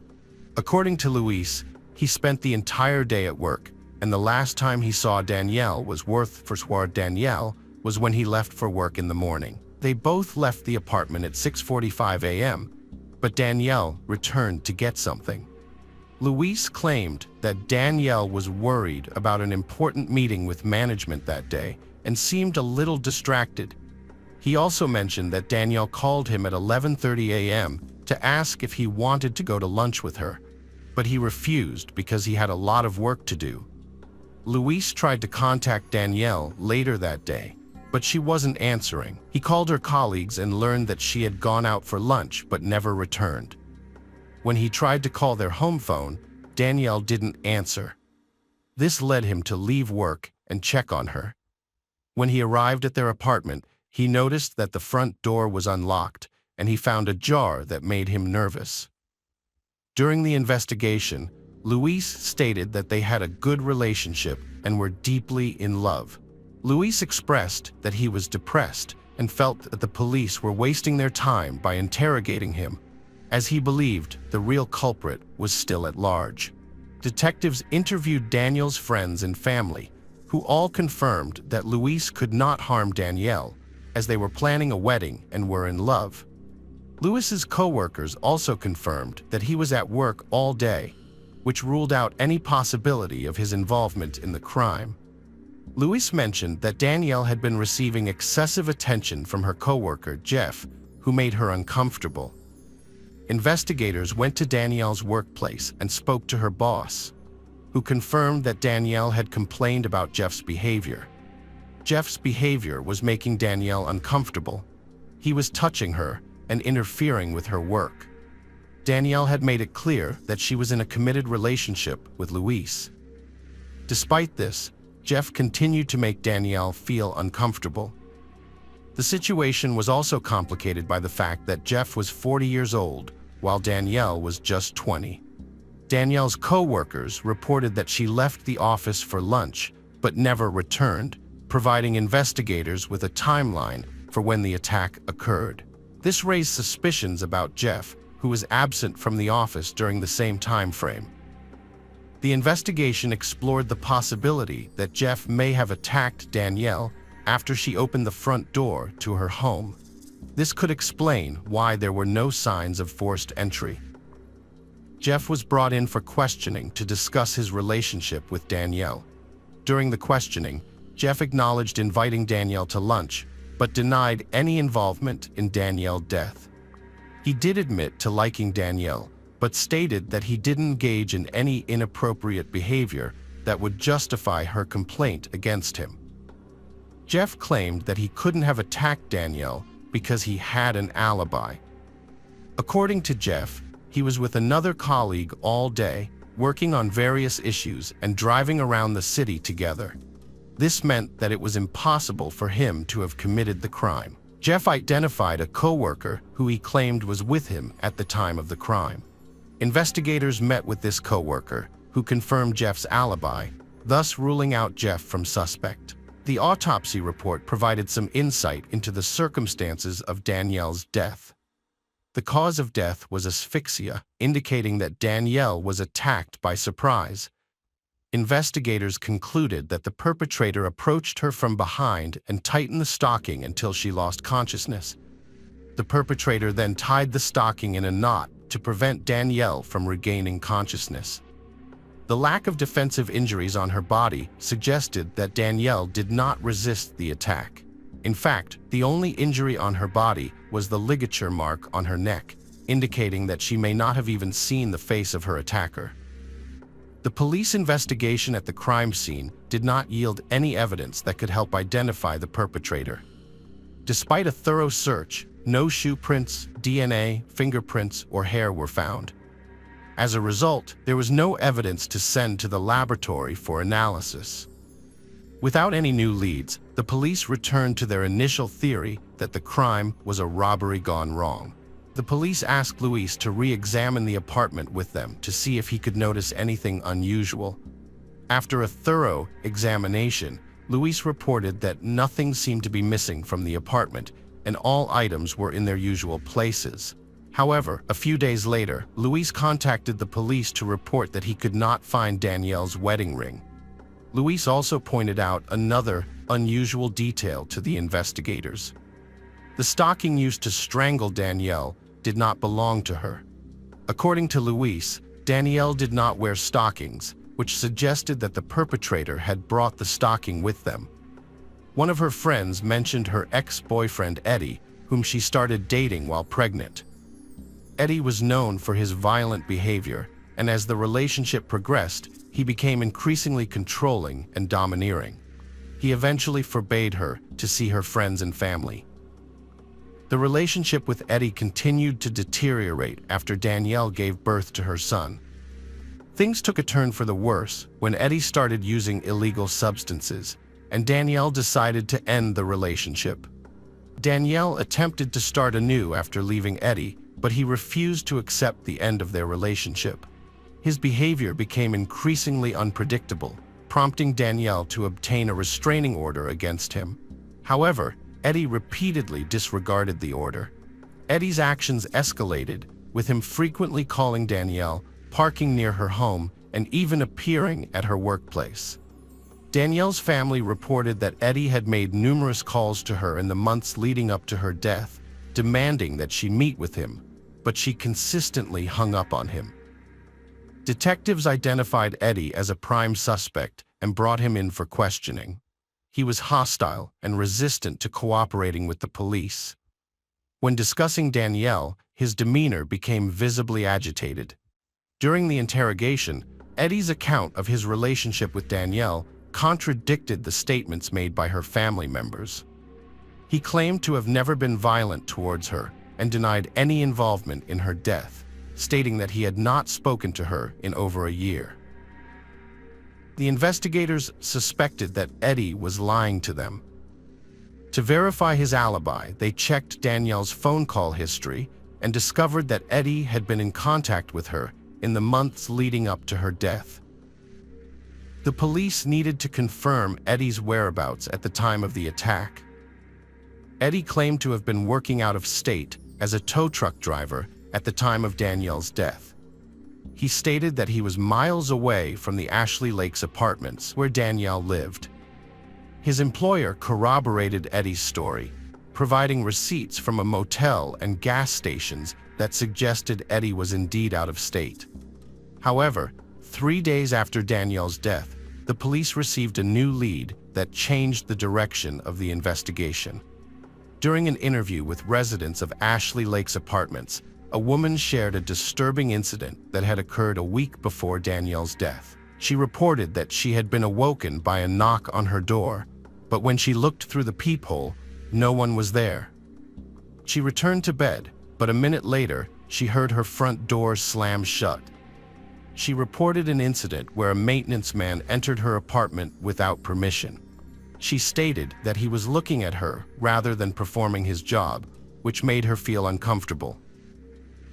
This incident led to an investigation, and the woman provided a description of the man to the police. Further investigation revealed that another woman had reported a similar incident, where a man entered her apartment claiming to need to change light bulbs, despite her apartment not needing any new bulbs. The man made a statement suggesting that he might be in the wrong apartment and then left. The management of Ashley Lakes Apartments provided investigators with a list of maintenance specialists working at the complex, and only one matched the description given by the two women. This individual was identified as Calvin Oliver, a 42-year-old maintenance worker who started working at the complex in September 1998. When shown his photo, both women identified Oliver as the man who entered their apartments without permission. The investigation also revealed that Oliver had been working at the complex when a string of incidents involving stolen items occurred, including missing cash, checks, jewelry, and computers. As the investigation continued, detectives searched for potential connections between Calvin Oliver and Danielle Jennings. They discovered that Oliver had performed work in Jennings' apartment just a couple of weeks before her death. This revelation made Oliver a key person of interest in the investigation. Oliver likely knew that Danielle and her fiancé Luis would be at work during the day, allowing him to enter their apartment without raising suspicion using his master key. It's possible that Danielle returned home for lunch while Oliver was already inside. Calvin Oliver was brought in for questioning by investigators. Initially, they asked him about the thefts that some Ashley Lakes Apartments residents had reported. He denied any involvement. When questioned about Danielle Jennings, Oliver claimed he had heard about what happened to her but didn't know her personally. He admitted to doing work in her apartment, but the police lacked concrete evidence linking him to the crime. Just before releasing Oliver from the police station, investigators decided to run a database check on him. The results were shocking. Oliver had an outstanding warrant in another jurisdiction for failing to appear on a burglary charge related to the theft of personal checks. Oliver had a significant criminal history, with convictions dating back to 1974, including residential burglaries, armed robbery, and sexual assault. He spent most of his life in prison, which raises the question of how he was able to get a job at Ashley Lakes Apartments. This is relevant because if Oliver was in Danielle's apartment when she came in, he had a motive to hurt her to avoid going back to prison. The police detained Oliver due to an active warrant for his arrest, which gave them time to investigate his involvement in Danielle's death. As part of their investigation into the thefts at Ashley Lakes Apartments, the police obtained a search warrant for Oliver's apartment. There, they found stolen belongings from other residents, as well as Danielle's wedding ring, which linked Oliver to her death. 9 days after Danielle's death, Calvin Oliver was charged with first-degree felony and burglary. After his false statement was exposed, Oliver refused to answer any more questions and chose to remain silent. During the trial, the prosecution presented a different scenario. Oliver killed Danielle after she caught him stealing at her apartment on March 14th, as she unexpectedly returned home from work. The trial lasted 5 days, and the jury delivered a guilty verdict on October 13, 2000. The court sentenced Oliver to life in prison for the murder of Danielle Jennings and an additional 20 years for stealing her wedding ring. As a result, Danielle's mother and stepfather, Sherry and Philip Jennings, gained custody of her son, Tristan. Ashley Lakes Apartments was aware of Oliver's troubled past, but failed to conduct a background check on him. This lack of oversight allowed Oliver, who had spent most of his life in prison, to reside in the same apartment complex as Danielle. Danielle's family sued Ashley Lakes Apartments after a series of thefts, and the murder went unreported by management. They claimed negligent hiring, inadequate security, and death.